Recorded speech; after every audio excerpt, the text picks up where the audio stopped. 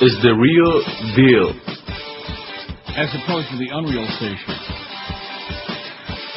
Yes, we have the world's greatest, real, legit, right? No BS pregame show. Ersatz, bogus, make-believe. Speaking of that, I heard that Panther spot there. Wow. When they win, give away 2 free tickets to another game.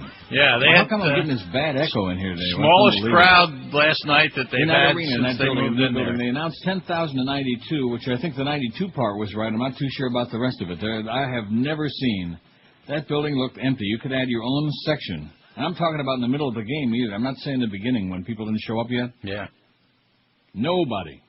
They won, but nobody cares. I think it said, 16,000 something for the Penguin game, but who knows? Probably really about 10, out of which 2,000-3,000 Penguin fans. Yeah. Nobody cares, so let's move right along. Okay, somebody just called before and said Pompano is open tomorrow. Pompano opens. Well, Pompano's been open for simulcasting for a few days, but now they open for live racing tonight. Oh! There you go. Oh, okay. You can go over there and plunge your guts out. Don't be a stranger. Go bet on Brucey Ranger. Yeah. You know, we were talking about great advertising campaigns earlier. The Calder campaign that was done by Julian Cole years ago at Calder We Love You. Right. And that was great advertising. Mm-hmm. And the Ken Wallen, when he was at Biscayne, everybody's going to the dogs. Right. You know, just real simple stuff that gives you a benefit. I like that one Brunetti had at Hialeah We Hate You. That was pretty good. Yeah. Come to Hialeah, our mayor will punch you in the mouth. Right, exactly. In fact, it's like an encounter with your buddy there. It's the old punch in the mouth routine. Well, that's the way it goes. Yeah. I'm rebooting a piece of equipment here that might take for like a week from Sukkot, so I don't know what the hell I'm going to do today. It's very sad. Oh. It's a long story. Saying we cannot connect your channel at this time. Yeah. And I called the cable company. Was it raining? Was it raining like cats and dogs? Yeah, and they said... Well, that's what the problem was. Well, no, they said pull the plug out for about 10 minutes, and when you put the plug back in, it should work. Yeah. And it did. Well, do you have a cable box? Yeah. Yeah, well, that's the problem. When you have a cable box, sometimes you have to reboot it, eh? See, same thing. A little more so I get it, Neil. So I got it. I caught on. Now, let me ask you this. Yeah. Inside the building there, I don't think pulling out the plug on DirecTV and plugging it back in will work, because when you don't pay the bill... that's a different story. That's a different story. We still don't have it. You can pull that plug out and keep sticking it back in there all day long. Yeah, well, we still don't have our DirecTV. Really? Nope. Well, Muff told me that the check was cut over on the West Coast on Monday. Now, let's see, Friday. So by the time the gerbil gets it up there to wherever headquarters are for DirecTV, I wouldn't be surprised by the end of the year, I'm not saying necessarily this year, you got your DirecTV back in there. So well, this thing is validating so slowly, George. It's on G now, and it's like, but usually this thing goes flying through all of these files, and then 2 minutes you're done. Right. 3 more not to go. Today. It's taken a long time. And I think I put the canary on this piece of equipment because I said to George, first thing this morning, I said, what would ever happen if the DCS burned out? Will this thing last? How long is this thing going to last? And never had any problem with it. And sure enough, now it's acting up. So have you heard anything about the sushi lunch? I don't see that there was any sushi lunch. I'm trying to get some information, but everybody in there lies. They stonewall. They Clarence was in there for a second, and I mentioned something about that, and he went flying out of there. Oh. So I have no idea whether there was any lunch, because Barry doesn't write any follow-up, and of course your buddy Sarney, he's too busy writing crap. He doesn't write anything of any interest to anybody. Just garbage. Although he did say that you were picking him really good. Yeah, which is not true. I mean, 4 games over 500 is not good. See, I could do that good picking him out of a hat. Not a knock at you, but I mean, just it wasn't like you were doing all like great. No. Not doing great at all. Actually, that's break even.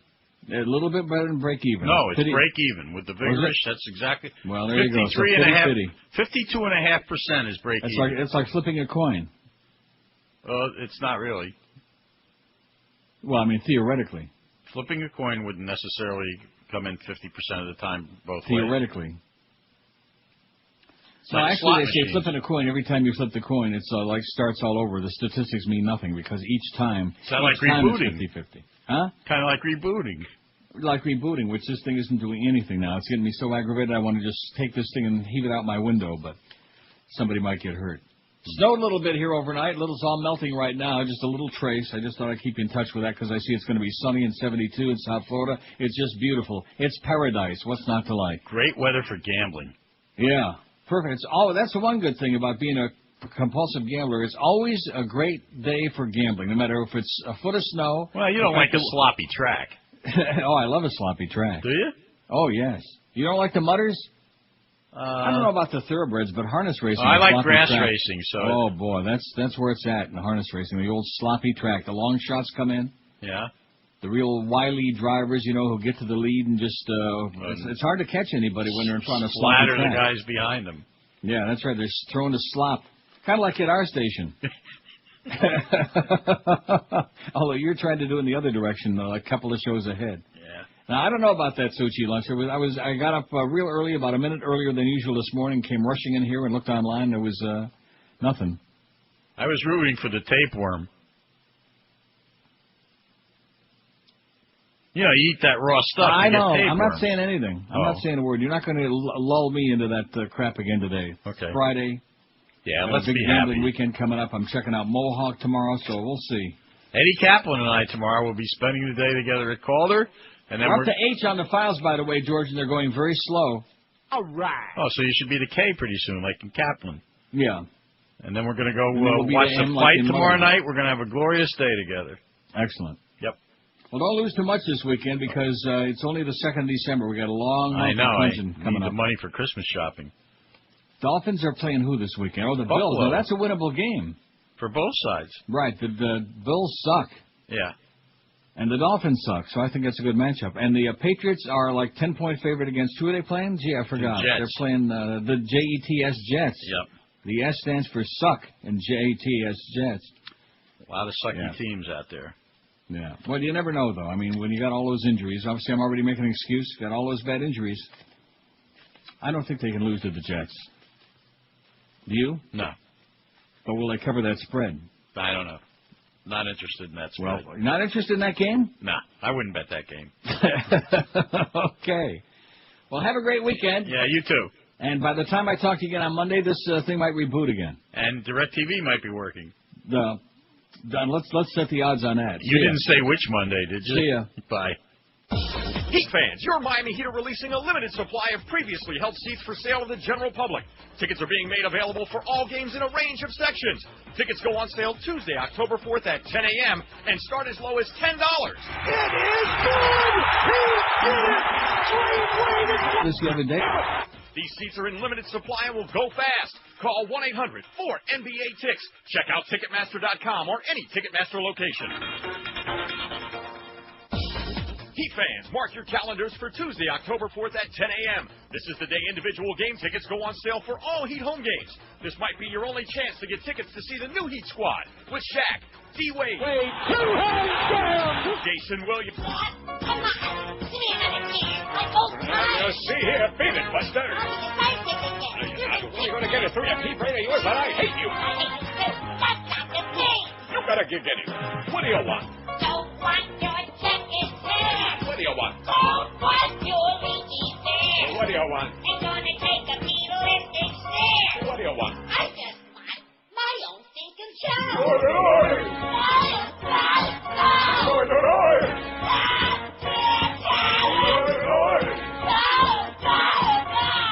Ratings in the trend, away below flat.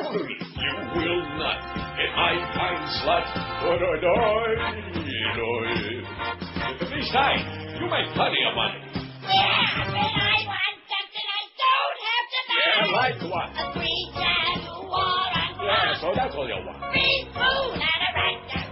Yeah, what else do you want? My big ego, gently massage. So that's what you want. Yeah, I want my own stinking show.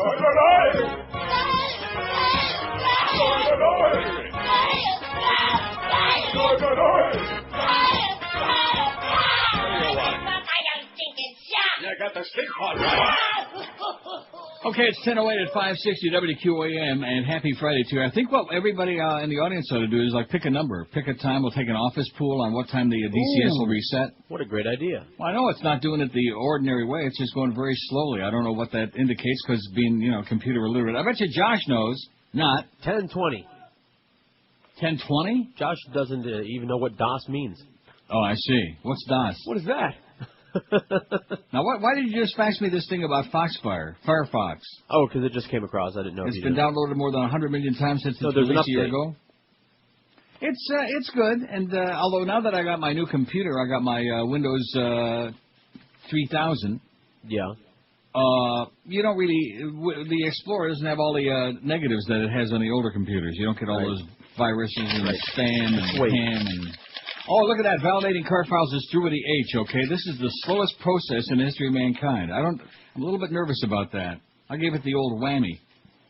So we're not going to have any cues when we do the commercial breaks. I'll just hold a finger up. How's that? All right. Well, I can hit it. When you hold the finger up, I'll hit the cue. Oh. The American military Thursday said that 4 American troops died, including 2 Marines who were killed in combat operations in the rebellious province of Anbar. They were rebellious over there, where military commanders have pressed a series of intensive sweeps to disrupt insurgents' networks in advance of national elections December 15. 4 more dead Americans every day. It's a 2 over here and a 3 over there and 5 over at 6, whatever. Every single day. And they're still trying to muster a little bit of courage, the opponents of the war. I got a good piece of news. I forgot to tell you this. Yeah. About MoveOn.org is considering they're considering supporting Drew Lieberman's opponent, his Democratic opponent in the primary in Connecticut. Isn't that a nice piece of news? That's Not that he's necessarily going to lose, but at least there's some other people willing to stand up against this lunatic, maniac, this waffler. 1,433 votes. We're sorry you didn't like our poll yesterday. So, this isn't even the one on there now with the movie. See, I'm getting too far ahead of myself. I'm not going to do that today because the one for Monday doesn't need any building. I redid my research online to make sure I didn't leave any major things off of there. We don't need to do that. So that means we can take at least 4,000 or 5,000 calls today, especially with our DCS problem here. It's not doing anything at the moment. This is validating card files. It's thinking about it. It's doing it very deliberately. I guess when you get to be old, you get slow. We can relate to that, some of us. Despite their denials, this is the poll from, when was this poll from? 2 weeks ago, Simchas Torah? I don't know. 1,433 votes. Despite their denials, everyone loves to fart, 278. Chokes the chicken, 253. Make sure you don't have the old bird flu. Has sexual fantasies, 170. Picks their nose, 143. And then what do they do with it? Knows W stole the 2000-2004 elections, 126. Lies, 116. All the liars all the time. Enjoys porno, 94. Listens to Neil Rogers, 61. Pees in the shower, 31. I was peeing in the shower this morning. I kept thinking to myself, why would anybody deny this? What's not to like? What would be? It's why would that be? It is? And it's certainly unladylike if you happen to be one. I see. Unladylike? Yeah, Oh, really? Why would there be any problem with that? The water is pissing, and why can't you be pissing? Huh? Because it's pee. I see. Oh, there's nothing wrong with pee. Tickles the taco, 31. Cheats on their taxes, 29. Eats their boogers, 26. Josh was puking his guts out thinking about that. Oh, we're all the way up to Look at that. Isn't that good? So this is actually, this is doing the right thing, but it's doing it in slow motion. Usually this goes flying through these. Now, does that indicate to you any kind of a syndrome? Not necessarily. Oh, it's just taking a very slow delivery. And how many letters are we going to go through? Well, now, what are these first letters? A. B, no, but I mean, what do they indicate? You can only have 4 digits when you make a cart number in the DCS, as you know. Yes. And that can be a numeral or a letter of the alphabet. Well, no, I know we start them with a letter of the alphabet. So if we only it's going to go through all of those? No, it only goes through J. If we only use numbers, we would only. Oh, it only goes through J. What does that stand for? Jewish? We would only be able to have 9,999 cuts. So right. we use what's called the hexadecimal system. Well, let's not. Like I said, nobody cares. Cheats on their taxes, 29. Eats their boogers, 26. Disgusting. Although low carb, by the way, Atkins approved. Smokes weed, 16. Loses their ass gambling, 15. Loves garbage TV, 15. Fears death, 12. Kicks their butt, 11. That is really... Rectum. And uses body wash, 6. That was the poll from, I don't know, yesterday, I guess. I'm losing track now. I can't keep track no more. And then the one about the ending of the movies, which they hate. I saw a movie last night that I'll tell you about. I told you about it, and you haven't seen it. Maybe Josh saw it. Cellular with Kim Basinger and William H. Macy. I have not, no. Cellular. It's okay. It can't make up its mind if it wants to be real super serious or if it wants to be part comedy. You know, it was good. On the whole, it was good, so to speak. 10:14 at 560. Now, don't forget when I get to the end of this spot, you're going to have to hit your thing there because I'm only on the I will. Got it? Got it. See, I think it's exciting that this happened today. Now the real excitement is when it gets done doing this, will it go back to what it was before? Right. And if it doesn't, well, too bad. Hey, it's that most wonderful time of the year, unless, of course, you hate the crowded malls, those crazed shoppers who act like they got St. Vitus dance in their pants, the long register lines, and the parking hassles, too. So make your gift-giving this year a little easier for you and your loved ones. Give them a Dial-A-Mattress gift certificate. When you call 1-800-Mattress, you can order a Dial-A-Mattress gift certificate in any denomination. And a new bed makes a perfect gift that'll last for years. When you call 1-800-Mattress, you choose from the top names in the business. They got them all for you. They got Sealy, Serta, Simmons, King Coil, Stearns & Foster, Hewitt, and Tempur-Pedic, too. Maybe you suffered some damage from the hurricane. Maybe you need a bed for those last-minute uninvited holiday guests. Maybe your old mattress has just had it. Well, whatever the deal, call 1-800-Mattress. You'll get same-day delivery from 8 a.m. till 10 p.m. And like always, you still pick the date and time for delivery to fit your schedule. You pick a 2-hour window, and they show up 99% of the time on time, no less. Dial-A-Mattress ranked #1 in the world in customer satisfaction. All the folks at QAM with a brain, including me, we've been using them for years, and you ought to be doing the same. So before those guests arrive, pick up that phone and call 1-800-Mattress or log on to their website, mattress.com. 1-800-MATTRES. Leave off the last S because it stands for two. When it comes to sports, we're the authority. Sports Radio 560, QAM. No portion of this program may be reproduced without the express written permission of WQAM BZ Broadcast Group, Incorporated. I'm dying over here. Miami-Dade is losing the fish. Oi! Wah, wah, wah. Miami-Dade is losing the fish. Wah, wah, wah. What will the sport horse do? Boo, boo, boo. Loria is a cowardly boob. Samson is a queenie poof. No consequence at all. Let him choke on falafel balls. Miami-Dade is losing the fish. Wah, wah, wah. Miami-Dade is losing the fish. Wah, wah, wah. Whine about it all you want. In your overdeveloped swamp. Can't imagine where they went wrong. They played about as good as this song. Miami-Dade is losing the fish. Wah, wah, wah. Miami-Dade is losing the fish. Wah, wah, wah. Miami-Dade is losing the fish. Wah, wah, wah. Miami-Dade is losing the fish. Wah, wah, wah. I got a good idea. Why don't I just reboot this thing and start all over again? Maybe next time it'll go through real fast. Because it's not doing anything right now. Finish with the I, and that's about it. It's taking a rest right now. It's old and slow. Anyway, it's 10:19 at QM. This adds a little excitement, a little pizzazz to our otherwise boring Friday, right? This gooses it up a little bit. Speaking of the fish, Marlins president David Samson last week detailed why there'd be no stadium deal with the city of Miami. Yesterday, city manager, what day is it? See, yesterday all day I thought it was Friday. Right. Today's Saturday, right? Sunday. Oh. Wednesday, city manager Joe Arriola offered a biting perspective that spoke to the ideological and personal gulf between the two sides. In other words, they hate each other like poison. Back from vacation, Arriola blasted Samson for absolutely lying to the public about the Marlins' contribution to the project. He also termed Samson and owner Jeffrey Loria carpetbaggers, adding that the negotiation would have gone more smoothly with a local ownership group. Carpetbaggers, how do you like that? Yeah. Josh, your team. Oh, we're on J now. Look at that. J stands for Jewish. Oi! And what's going to happen after it finishes with J? That's it. J ought to be the last letter. Oh! Unless hallelujah. You know something? If this happens, I'm going to let out such a geschrei here on here. You're going to think that you got shot. Did you start a new letter up there? I beg your pardon? Did you start a new letter like N? Oh, of course. But I thought you said it'll only go through J. Well, that's down here. What letter did you start? Oh, I'm on N's already. Okay, then So this has got to go all the way through N? Yeah, but there should be nothing in between J and N. Oh, no, I've got L and who knows. Lucky Strike means fine tobacco, LSMFT. Remember those days? Of course you don't. I bet you Boca Brian does. He's probably puffing on a few of them faggots right now. Among the several issues on which Arriola and Samson are at odds is how much money the team would provide to the project. Samson last week said the Marlins were prepared to make a $212 million contribution to a planned baseball-only facility adjacent to the Orange Bowl. That figure includes annual rent, but Arriola's focus is on upfront payments.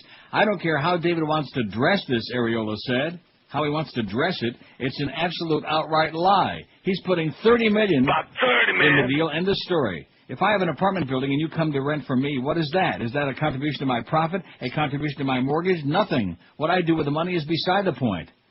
Samson pointed to Arriola's unfamiliarity with such deals, saying team contributions are always measured by the present value of rent payments. Another issue where the parties differ is cost overruns. The total price of the project ballooned to $385 million because the original estimates were based on the ballpark opening earlier. Arriola considers an increase in overrun and called it convenient that the Marlins do not. If the Marlins couldn't make up the initial difference, he wondered about their ability to cover overruns once construction began. The price of the project went up because his inability to do a deal led to a delayed opening, which caused increased construction costs, which we had to cover because nobody else would, Samson said. It's not an overrun. Again, it shows his relative inexperience in this arena. By definition, there is no such thing as an overrun until a project is being built. He ought to be familiar with that because the Performing Arts Center has overruns. Perhaps at the root of the failed agreement is the two sides' underlying contempt for each other. They hate each other like poison. Hate! Arriola makes clear his distaste for Samson and his negotiating tactics. Samson wonders whether the city of Miami ever wanted a deal in the first place if they considered Loria an outsider.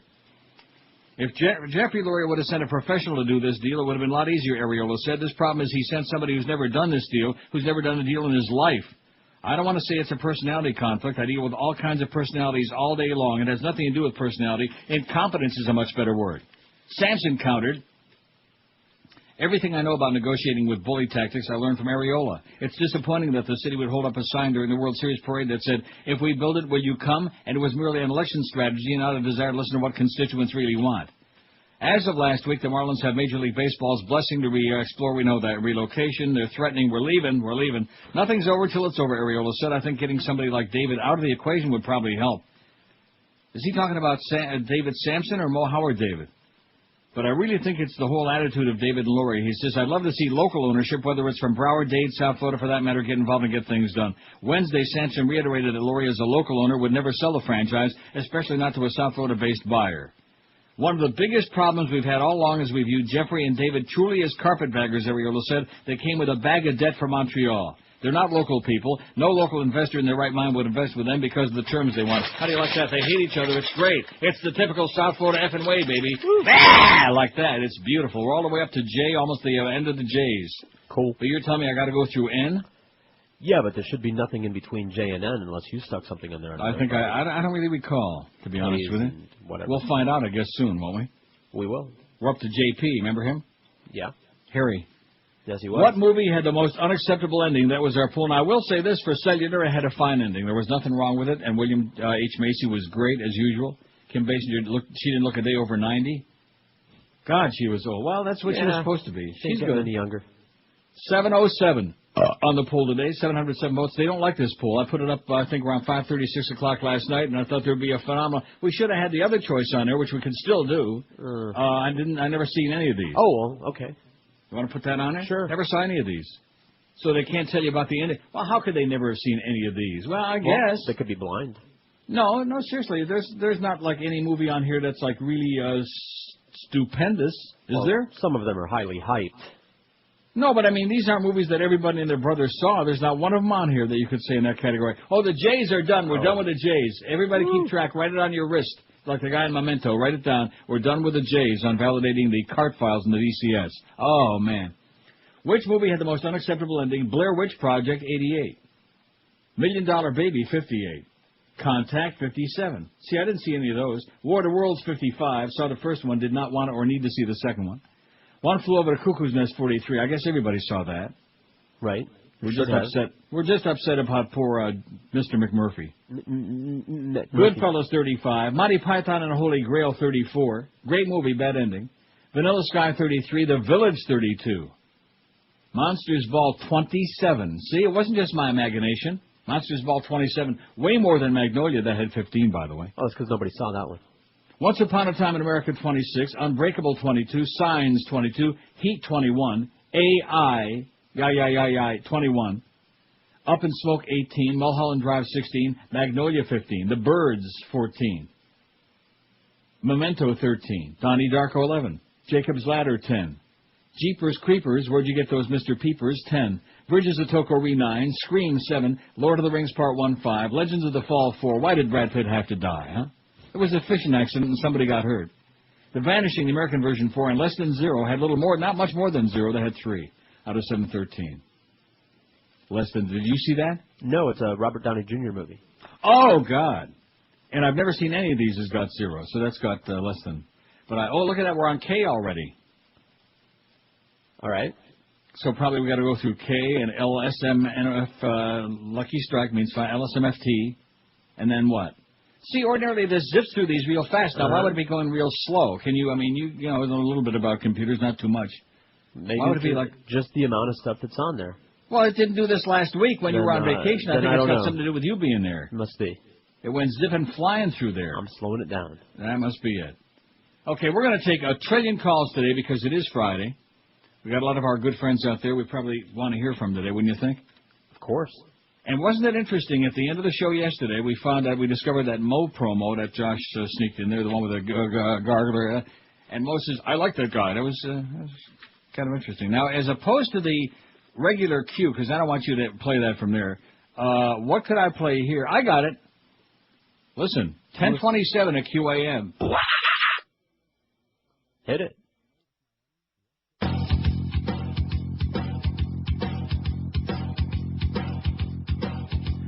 Alito is the latest guy that George Bush picked. And they're hoping he does better than that Myers chick. No need to fudge, he's a real judge, he's got it made. Unless he tells him what he thinks about Roe v. Wade. Next stop, D.C., Alito and the committee, toe-to-toe. Bush said, one more judge ought to do it. Last time around, to really do it.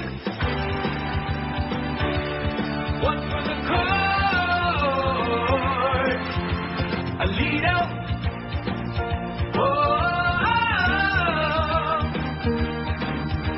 He's got a gavel, he's got a robe, he's George Bush's only hope, Alito.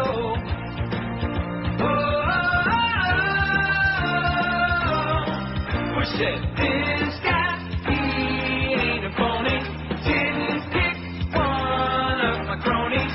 One more for the court. Got faked out there. That validating cart files. We finished with the K's, and all of a sudden, an hour on the D's. Huh? Oh, wait a minute. Did that real quick, though. Okay, I was going to say, maybe it just missed one. It did D's and them and does, but it went through the D's real fast. How about does? You think it's going to go through does too fast? Donna in Fort Lauderdale sends a fax here. She's obsessed with the Mo Man. Which I think Hank and I were very exemplary in our behavior. Didn't dwell too much about that. Because we're waiting to find out what's going to be the story there with the sushi and the big lunch. Right. And there's never any information in there. And I noticed Duff was conspicuous by her absence this morning. Is he in the building? I have not seen him. Is she around or what? What's the story with the Muffmeister? I don't know. And then, of course, Clarence, who's always very tight-lipped. Oh, and now we went through the E's real quick. What is that all about? Oh, this is exciting. I wish all you could see it. Look into your speaker, and maybe you guys can see this, okay? Obviously, your disk is very fragmented. I beg your pardon? Your hard drive is fragmented.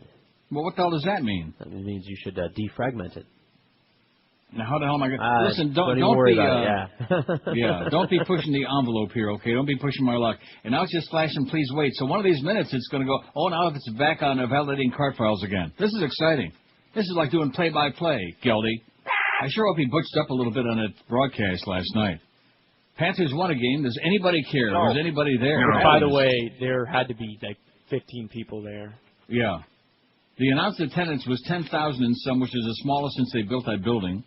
And I saw a little bit. I was watching the Leafs game, but I saw a little bit of that game last night, and there was nobody. I mean, there were just sections that were empty. If there were 3,000 people there, that was a lot. Because basically, for them to put anybody in the building now, they got to be playing a team that's got its own fans. Like there were 1,000 or 2,000 Leaf fans on Monday, so it was a little bit better than last. But last night, as predicted by yours truly, there was nobody there. Nobody. Oh, there's the G's. Ooh, and that went through pretty quick. G. Don in Fort Lauderdale says, what was Moe's beef yesterday? I thought it was sushi, not beef. He started the show off talking about some very uninteresting sports topic, and every time he used a word that was longer than 4 letters, he felt the need to spell it for those listeners from the show that was on before him. Oh, I see. He did this about 4 times with longer descriptive words that he probably just stumbled on yesterday, then even started definitions for some of the words, again, for the benefit of those listening to the show that show was on from 10 to 2. He wasn't acknowledging the name of the show and loves to trounce your ratings party. Numbers don't lie, Mo. Well, what does that mean? What is she talking about? Trounce your ratings party. I don't know. I think she's implying that we have them or you have them and other people don't. Oh.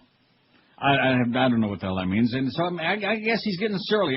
Maybe he did have that sushi lunch. Maybe it didn't work out. She says, love that Who Did Mo for the black man, the Nipsey Russell or Slappy White, says Donna. Thanks, Donna. It's a real tweet to hear from you always. And it says, please wait, and we're not validating anything at the moment. Oh, now it's validating card files again.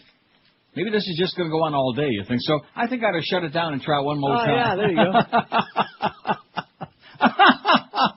And then maybe we got the whole weekend coming, you know.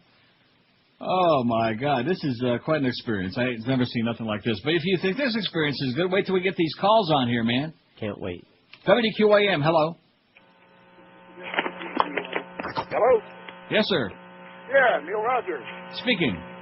With your computer there, I think what's going on there, you have what's known in the computer world as a ID10T error. What does that mean? Well, I mean, write it down and then you look it up and it'll explain itself. But it's an ID10T error. I'm pretty sure that's what's happening. And what do you do about it? Well, you have to correct it. By doing what? By moving on to another call. Oh. See? Fixed already. Yeah, it says please wait and please hang up. It said it right on there. It said please hang up on that schmuck. This too shall pass. WQAM, hello. Mr. Rogers. Yes, sir. How did a short, balding, fat... Oh, God. You know something? If you would die, that would make us so happy. Mm-hmm. In fact, they probably kicked him out of Milwaukee or wherever he ran off to again. So came back here with his powder and his tail between his legs. Get lost. Jesus, good almighty. WQAM, hello. Hey, Neil. Yes, sir. Hey, that lady that wrote the facts, that is true. Moe Howard was ripping on the audience, I guess. He was talking about a couple things, and then he was like, now I know these words may be too big for the listening audience that was on the previous show. Uh-huh. And, yeah, he seems pretty wound tight. Pretty ornery, huh? Yeah, very ornery. He made reference to it 3 or 4 different times. How unusual. Okay, thanks for the good news, sir. Okay. Validating card files. We're back to that again. I think we got a ISP 4820.6 error. Look it up. Look it up in the book. A BFD problem. Yeah, I think we got a BVD problem, okay? Please wait. It says wait. Now, this has got to be, I don't know, what time did I start it the last time? About 45 minutes this has been going on? Thereabouts. It started at like 22 or... Because ordinarily this takes about 5 minutes to go right through the whole thing. It just zips through there and you go through all the files real quick. And I was just sitting there like, well, you're just validating card files again, though. This is fun. WQAM, hello. The Big O really sucks. WQAM, hello. Hey, Neil. Yes, sir. Neil, hey, you know, for the movie poll, I can't believe 7 wasn't mentioned. Well, let's add it on there, okay? I'll get a few votes, maybe 6 or 7. Didn't you end that ending with, what's in the box? Come on, what's in the box? Yeah, it was pretty weak. Okay, so let's get 7 on there, okay? What's in the box? That was Brad Pitt's worst moment of all time. He's had a lot of bad movies, but that was maybe the all-time worst. Except maybe Legends of the Fall. At least he was still alive at the end of this one. 5670560.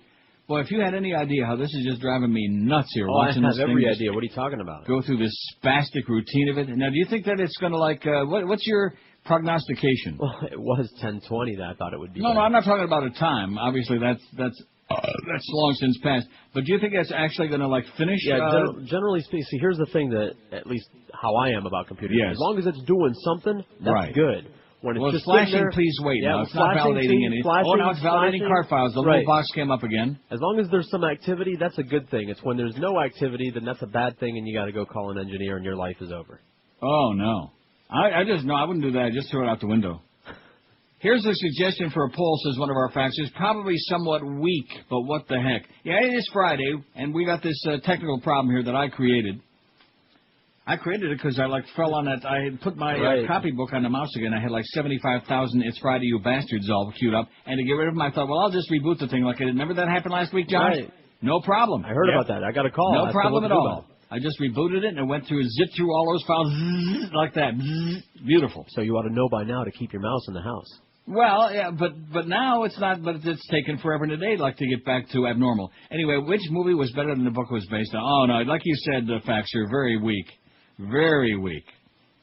And also it says, off the topic, is Moe totally without a sense of humor? I hear him make fun of certain callers that he says are your listeners, but he does it in such an unfunny way, although he's trying to be funny, that it's hard to listen. In a war of wits, I think Moe arrives unarmed. Oh, boy. They're all over the Moe Meister today, and I guess he's all over our poor callers. See, that's always a good way. I mean, not that I would knock the callers. You do understand that. Of course not, as great as they are. Who cares? Who cares? But obviously they're listening. That's the important thing. They're glued to the Moe Meister because they want to see who he's ripping and what he's saying and the train monkeys and yada, yada, yada. And don't forget about that new Q now. That goes Cube. Like that.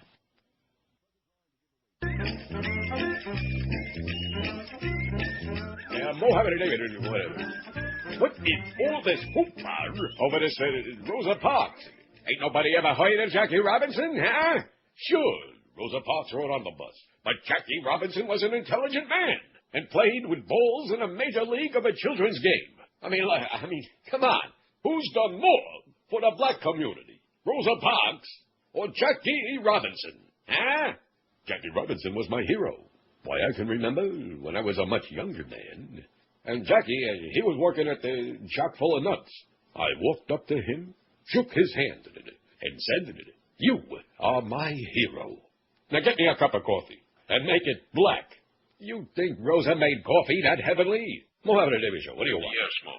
I think what you're doing here... Hey, wait a minute. Wait a minute. Whoa. Yes. Are you a black man? Yes. No, you can't tell over the phone. Who did more for the black community? Rosa Parks or Jackie Robinson? Moe, it's two separate things. What you're doing is blurring the lines between social activism and... Not that I'm presuming. Oh, he must have been disconnected through no fault of my own. Call me any time, pal. You're one of the high tones. Moe Howard, You mean tell me Jackie Robinson did more for the black No, that's not what I said. Now, don't get me wrong here. It goes something like this. Who did more for the black community? Rosa Parks or Nipsey Russell? Nipsey Russell? You don't understand what I'm saying. What the hell you be talking about, man? All right, back it up. The phones ain't working right. Phones ain't working right. The phones ain't working right. Now, who did more? Rosa Parks or Slappy White? Slappy White? Oh, yeah. Who did more? Rosa Parks or Rochester? Who did more? Who did more? Come on. Who did more? Larry Parks or Bert Parks? No, that's not really. Let me get it. Let me turn this thing off. Turn this thing off. Shoo. Well, if it ain't my old pal Troy. 10:45, and oh no, guess what? Finished? Holy moly, Rat Man. Can you believe that? This is one of the most momentous moments. It's Friday, you bastard. Hey, all right, once is enough. I got worried there. That's what started it all. Oh, I can queue up a whole bunch of them. Well, here, let's try that. All right, now what you want to do is you want to set it... It's Friday, you bastard. It's Friday, you bastard. One more. It's One more. Friday, you bastard. All right. So we even got our cues back. Everything is fine. Right. See, I told you. You're so damn impatient. That's right. So now what you want to do is you want to exit that program by hitting Alt F10. All right? I want to do what? Yeah, hit Alt F10 to exit the program, hit CD / to go into your root directory, and then do enter. And the interesting thing, you could have seen how long it was flashing, please wait. And I thought, okay. I'll wait. I want all inquiries made. I'll wait. Boy, if you had any idea after... I have every idea. What are you talking about? Oh, this is like a crutch to us. I mean, we got all the other stuff here, and I got my CD decks, and I got this stupid thing. But that's our lifeline, man. We got 84 trillion, and not only have we got 84 trillion bits in there, but there's about 20 of them we can actually still play. It's more than a crutch. It's our walker. Well, speaking of a crutch... Good job for the month of November. Oh, God. Please, stop. You know what the media, they use him as a weapon. Talk about a weapon of mass destruction. Right. He's like a weapon. They keep beating us over the head with him. Just let him go away already, okay? Let's. It's the holidays. Let's be in a good mood. Forget that he's even there. Cheney has. Most U.S. troops will leave Iraq within a year, and the Army is broken, worn out, and may not be able to meet future military threats to the country's security. Representative John Murtha said, there he goes again. Like Reagan would say, there you go again. 2 weeks ago, Murtha created a storm of comment where he called for you. Well, we know that. Murtha predicted most troops will be out of Iraq within a year. I predict he'll make it look like we're staying the course, referring to Bush. Staying the course is not a policy. Murtha expressed pessimism about Iraq's stability and said the Iraqis know who the insurgents are, but don't always share that information with U.S. troops. He said a civil war is likely because of ongoing factionalism among the Sunni Arabs, the Kurds, and the Shiites. It's kind of like Joe Arriola and David Samson and Jeffrey Loria. They hate each other like poison. He also said he was wrong to vote to support the war. I admit I made a mistake when I voted for war, Murtha said. I'm looking at the future of the U.S. military. Murtha, a decorated Vietnam War veteran, said the Pennsylvania National Guard is stretched so thin that it won't be able to send fully equipped units to Iraq next year. Murtha predicted it will cost $50 billion to upgrade military equipment nationwide, but says the federal government's already reducing future purchases to save money. How do you like that? The National Guard is stretched so thin in Pennsylvania. Jason, you're on QAM. We don't have any National Guardsmen because they're all fighting a war in Iraq right now. Not the National Guard. Pardon? Not the National Guard. No National Guard in Iraq? Not. There's no National Guard. No. See, my callers may be morons, Mo, but at least they know that a big chunk of the National Guard is in Iraq, okay? Iraq, Iraq. Lieutenant Colonel Chris Cleaver, spokesman for the Pennsylvania National Guard for Indiantown Gap, said there are some deployment concerns. Cleaver said some Guard units had to leave equipment in Iraq when they returned to the USA, which could cause training problems here. How do you like that? But, of course, there is no National Guard in Iraq anyway, so what are they talking about? Right. More of that commie pinko propaganda. Let's see. Nate from West Palm Beach says, I was at the game last night. Quite the thrilling affair. All 2,000 of us, if that many, really enjoyed it. How do you like that? I'm trying to be nice and say there are 3,000, 4,000. This guy says maybe 2,000. The place looked empty. It looked like they had like a bomb scare or something. I got a free ticket in the ever-so-swanky club section. Had section 324 all to myself. Empty house. Cheers to the Florida sports fans. And my best of Geldy, says Nate. How do you like that? Also, here's a poll idea. What mediocre, crappy movie that you decided to suffer through turned out to have the best ending? Oh! I don't what? Don't agree with that. Well, can I at least finish reading it before you start interjecting, interceding? I am so excited to have my DCS back. You can only begin to imagine the sugar plums dancing through my head. Use it a lot now. Oh, good golly, Miss Molly. That is our lifeblood. That's our lifeline. In fact, I'm hooked up to it. They got the right to my rectum. Yeah, right connected to the. Maybe that's what it was. Maybe I had some bad gas. Kind of shorted that baby out. Is that how you input? Oh, output. You input, I'll output. The Usual Suspects, Revenge of the Sith, Fight Club, Sixth Sense, Planet of the Apes, etc. Had the best ending. No, I don't know. I don't think so. Do you? No, I don't think so. Oh. A crappy movie that had a good ending? I mean, how could a bad movie have a good ending? The only thing good, well, that's true in every case if it's a bad movie. The ending is always the best part. Like, oh, thank God this is over, you know? Exactly. You're glad it's over. Oh, man. It's like some shows that I don't want to mention. WQAM, hello. Yeah, how you doing, buddy? Pretty good, Pally. This is for Moe. Howard, you suck. That's S-U-C-K. And in closing, Nipsey Russell. Oh, you would know Nipsey Russell from Russell Crowe from Bill Russell, okay? Cut the crap, Pally. Get with it.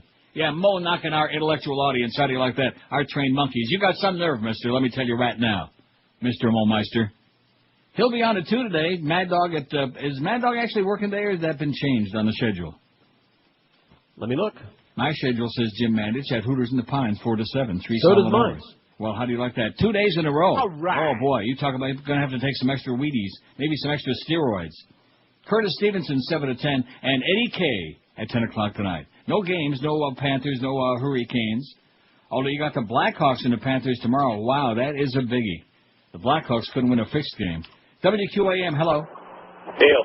Yes, sir. I've been listening to you forever, man, and I can tell you without a doubt that Moe bit with the Rosa Parks gotta be top 5.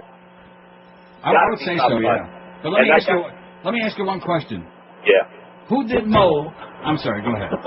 No, I was gonna say, and that jerk that just called and said Nipsey Russell's not Nipsey Russell, it's Slap and Wide. Oh yeah. Okay.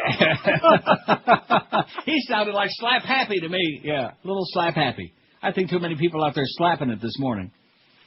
5670560 pound 560 on the Verizon and Singular wireless line. I don't know what I'm going to do. I got to get back to the old schedule there with the polls because the one we've done it before and they'll say, "Oh, you're not doing that again, are you?" I just feel like it. We've done too many damn good polls, original polls lately. So let's just go. No, you know what I'm saying. Hey, besides, everyone has a short memory. On those old chestnuts. My program director at WINZ, David Horsley or Horsley, whatever his name was, he followed Mark the Coon Man. But David Horsley was a real pseudo-intellectual jackass, a real boorish guy, even more boorish than I am. Well, you know, those old chestnuts, yeah. I know plenty about old nuts. But he used to use that. What kind of people use that term? Let's bring back some of those old chestnuts. I'm afraid that one's new on me. You never heard that? No.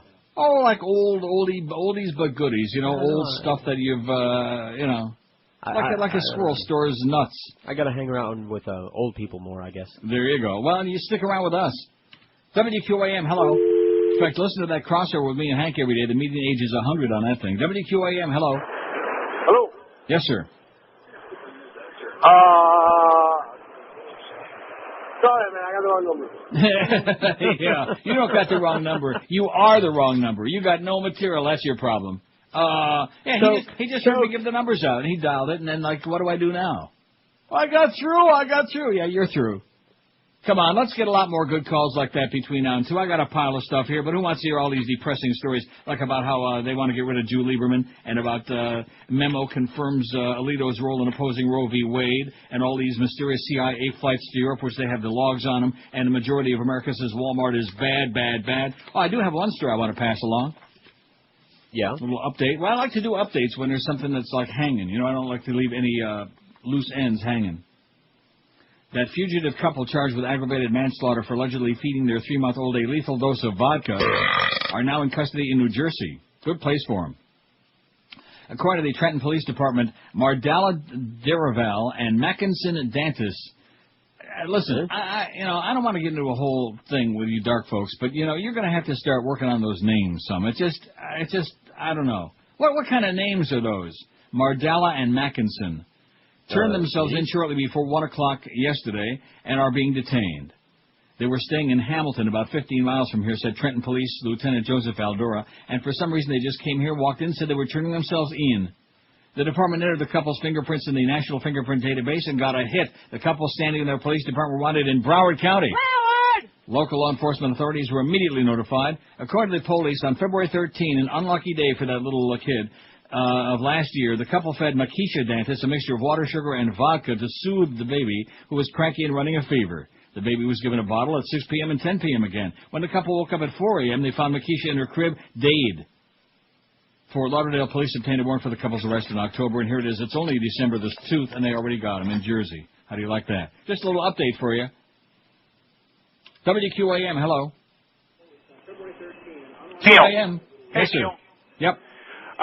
Not too long ago, I was in your old stomping grounds, Amren, the Netherlands. Never heard of it. It's near Schiphol Airport, as a matter of fact. Okay. I love Schiphol, man. It's a beautiful airport. Oh, one beautiful. of the best in the world. I stayed at the Sheraton right there, and it was a beautiful sight. Why would you want to stay there? Well, I was working near there, so they guided me to that you had place. business there. Most people go there, they got monkey business. You had real business. I had real business. I like going there for monkey business. Unfortunately, I couldn't do any of the monkey business. It was right before Especially the with trained monkeys. There's a lot of trained monkeys over there. Yes, there is. And as a matter of fact, I like to remind you, this show is being brought to you by the number 12. 1, 2, 3, 4, 5, 6, 7, 8, 9, 10, 11, 12 slices of pizza. See, he can't leave. He's become part of the psyche of the whole community, man. You can't go, Mo.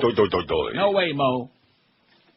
And the interesting part of that whole deal is we've tried, I've tried everything. I just give up. I've given up before, and then I say, well, let's give it another shot, you know?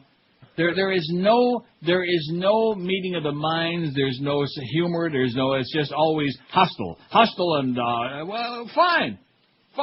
You want to hate? You go ahead and hate everybody, okay? We love you, Mo. How do you like that? Huh? Can't handle it. You don't know what to do. Just like in that movie we were talking about that I saw 2 nights ago, the Monsters Balls. You know, yeah. He hated everybody, but in the meantime, he loved doing her. He liked chocolate.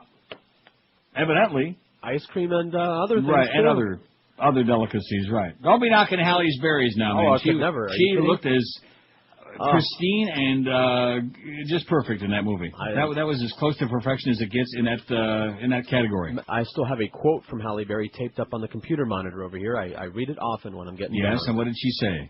She said, "The man for me is now the cherry on the pie, but I'm the pie, and my pie is good all by itself." Okay, anyway, 10:57 at 560 WQAM, Joyce. Sorry, Joyce, I want to apologize. George gets very carried away. But wait, I didn't finish. I don't want you to finish. All right. Pompano Park Racing and Poker is back in business after Hurricane Wilma, featuring live harness racing in the Great Poker Card Room. Pompano Park reopens today. Oh yeah. Oh. And best of all, admission and parking, like always, are free at Pompano Park. So come root home a winner from the rail or enjoy poker in their smoke-free card room with tournaments every day. And don't forget, always a danger, it's old Brucey Ranger. Also, harness thoroughbred highlighter simulcasting action every day, 7 days a week from tracks all across the nation. Live racing and poker scheduled every Wednesday, Friday, and Saturday. Post time is 7:25 in the p.m. and the card room opens at noon. Don't forget, live racing resumes tonight at Pompano Park, 7:25 in the p.m. Pompano Park is just a block south of Atlantic Boulevard on Powerline Road. For more information on the current racing schedule, call 954-972-2000 or visit their website at pompanopark.com. Pompano Park, horsepower and poker you can plunge your guts on. Live racing at 7:25 tonight. Poker room opens at noon. This is Neil Rogers. This is 560 QAM. This is the Neil Rogers Show. This is your brain. Any questions? No.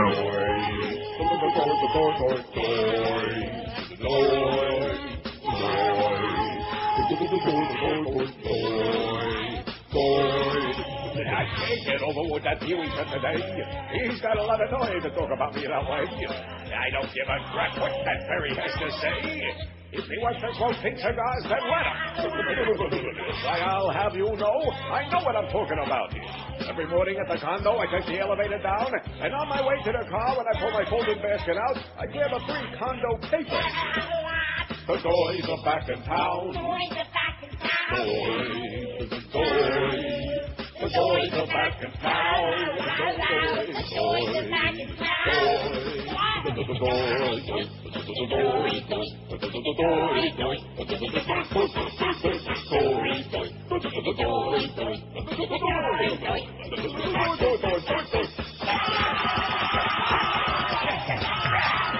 I said the toys are back in town.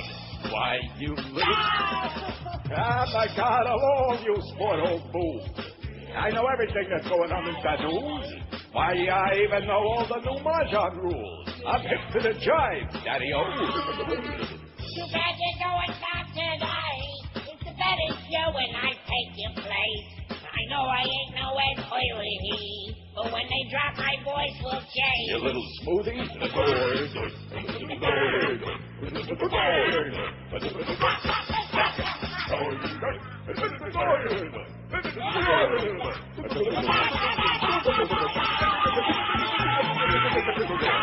It's 11:02 at 560 WQAM. Happy Friday to you. Well, I feel so much better, like my whole wife and life and stuff. He has a wife, you know, had been turned around because my DCS is back. Yeah. Well, you're awfully, I don't know what your story is today. I didn't know that was a... Well, I just dropped something on the floor when I reached out to pick it up, and I thought you'd fill the breach there. You'd fill the gap with some crap. It was a little abrupt. Oh. What movie had the most unacceptable ending? We have 811 votes. That means we're going to go over 1,000 again. Oh. Of course, we started this baby at 5:30 last night. I'm going to just start abruptly whatever I feel like at the next pool. In fact, I'm going to fax it to Eric during the next break. Okay. And I'm going to start it whenever I feels like it. How do you like that? Because it'll be up there all weekend long, and we're going to go for 14,000 votes on it. What do you say? Why not? Can we handle it? Well, I guarantee you we'll get more votes on the poll than there were people at the hockey game last night. What's the story with that? I think that franchise is on the way out. I don't want to be the voice of gloom and doom, but the Marlins are threatening to leave. The Panthers can't draw flies to a manure pile. The Dolphins stink really bad. And, of course, the Heat. I guess the Heat. That's where it's at, right? Right. Now, Josh, did the Heat have a game last night or not? I don't know. Well, I beg your pardon? I was busy last night. You're supposed to be our contact with the sport nerd. You're going to be the sports and I update usually guy. am. I got home late. I didn't get to watch a little sports. What do you mean you got home late? From what? I went clubbing last night. You went clubbing last night?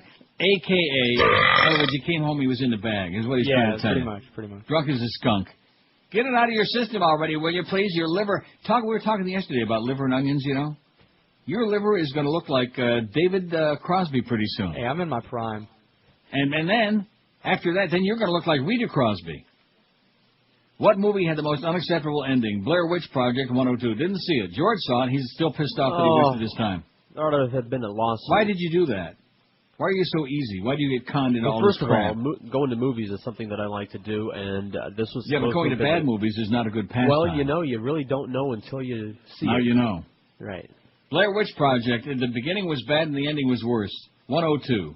$1 Million Baby 68. Contact 63. The War of the Worlds 59. Hey, Tommy. You fairy.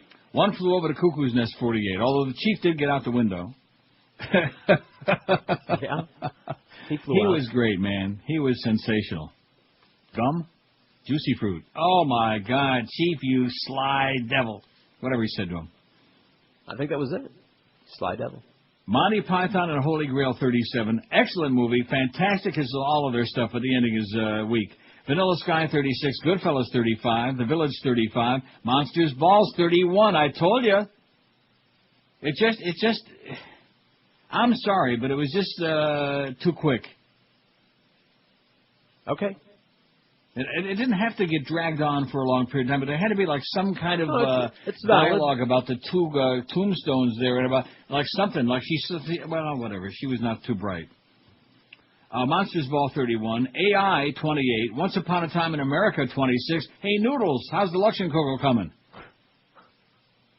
Signs 24, a Charlotte Russe. That's what it was. Do you remember the call we had yesterday? Actually, it made my day too. A Charlotte Russe. I still don't know what it is. Brian Bloom sure liked it. He loved it.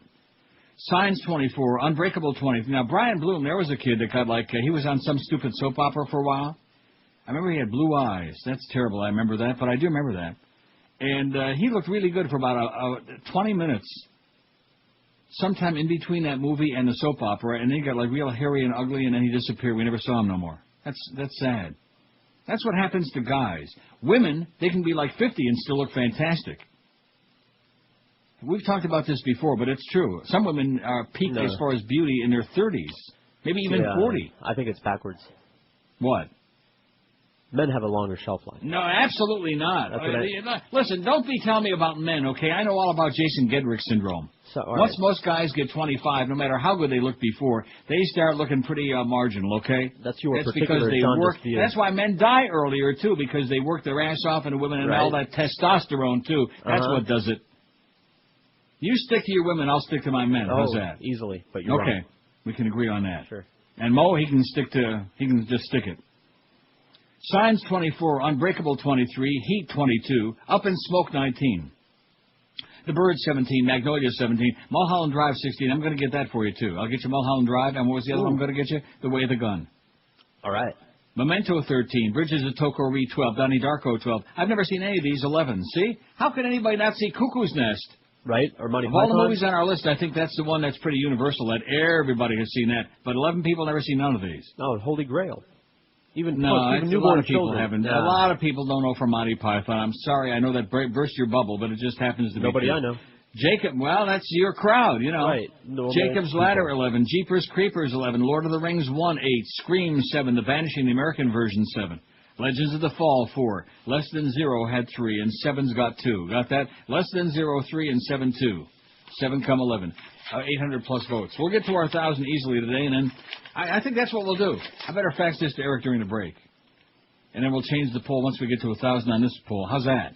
All right. You think? Let's do it.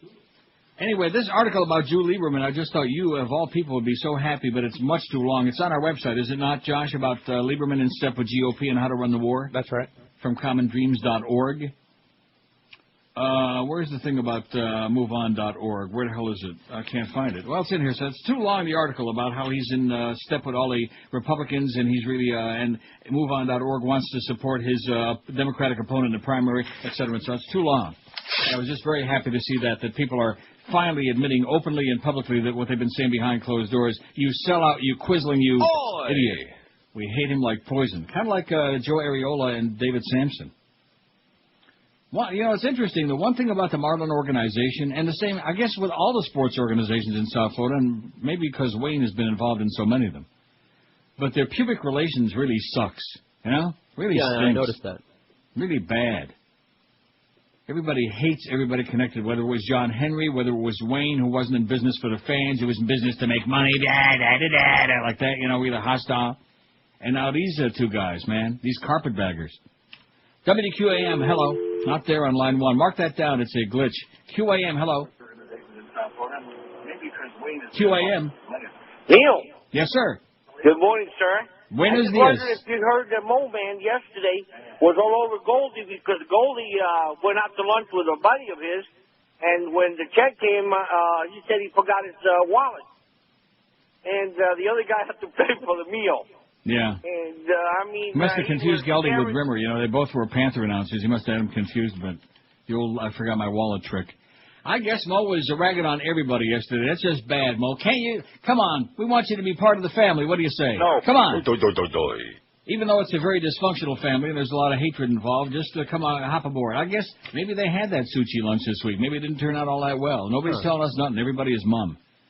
And I'll guarantee you most of our audience, even the people that hate the Herald like poison, they were on that Herald website this morning. From the minute they dragged their ass out of bed, they ran to their computers, and they clicked on the Herald. They went to Barry Jackass, and they skipped past the part where it talks about Barry and his mommy and his brown bag lunch and his bologna sandwiches, and they went right to the part where the article is, and they looked and they scoured, and there was nothing on there.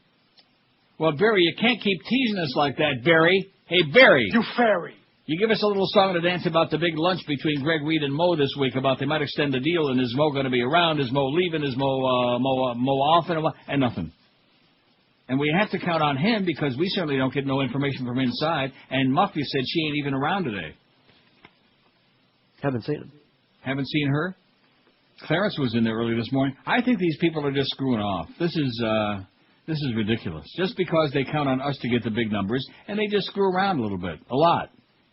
They're here one day, then they're gone for like 3 or 4. Oh, the Canes got a basketball game. Clarence is going to be gone for 2 weeks. He's not on vacation, but he's just he's away with the team.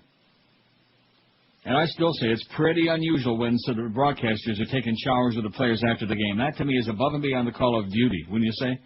Are you kidding? That's what it's all about in this part. Oh, I see. I forgot about that. Seems kind of gay to me, but what do I know? It's one of their perks. How you spelling that?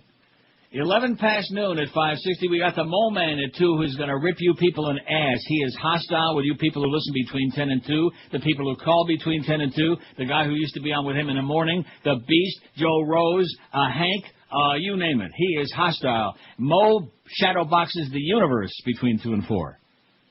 And then we got Mad Dog at Hooters in the Pines 4 to 7. Curtis at 7 o'clock tonight, Eddie K at 10. That's our award-winning schedule, a pristine schedule. No games. Oh, look at all the golf crap we got on tomorrow. Look at what we got on Saturday. What is that? I'd rather not. Holy, we got Lenny Martez. I never even pay attention to the weekend schedule, but no wonder we got Suris. We got Lenny Martez Panthers Weekend Edition with Geldy at the Miccosukee whatever, and then we got Geldy at the Miccosukes, and then we got Orlando at the something. At the Catch of the Day? What is that? Is that a restaurant? I would imagine. Have you ever heard of that? No, seriously, have you ever heard of the Catch of the Day? No, but I don't get out much anymore. You know, something very interesting is happening on my monitor here, too. This is technical. This is bizarro. It's going black, and then when I scroll the mouse, it takes like about 10 seconds before it comes back up again. Huh. On What's your that regular all about? on your regular computer you're talking about. Yeah, on my brand new monitor with my nice computer. I don't know. I mean, it's working okay, but it's a little scary there. I mean, I was sitting here before, and this thing says, please wait, and it's flashing and flashing, and my life was flashing before my eyes, and then I look over here, and this thing goes to black, so I'm thinking the screensaver's on there, and I move the mouse, and black. It's like that coffee that Jackie Robinson gave Moe. It was really dark black. And sitting there on it, you know what I'm saying? Mm-hmm. 11:13. There's your girlfriend. What's her name? Mrs. Limbaugh. Sir, that. Yeah, right. Oh, you bitch, man. We hate you. Like, go cop a couple of oxys into Russia's puss.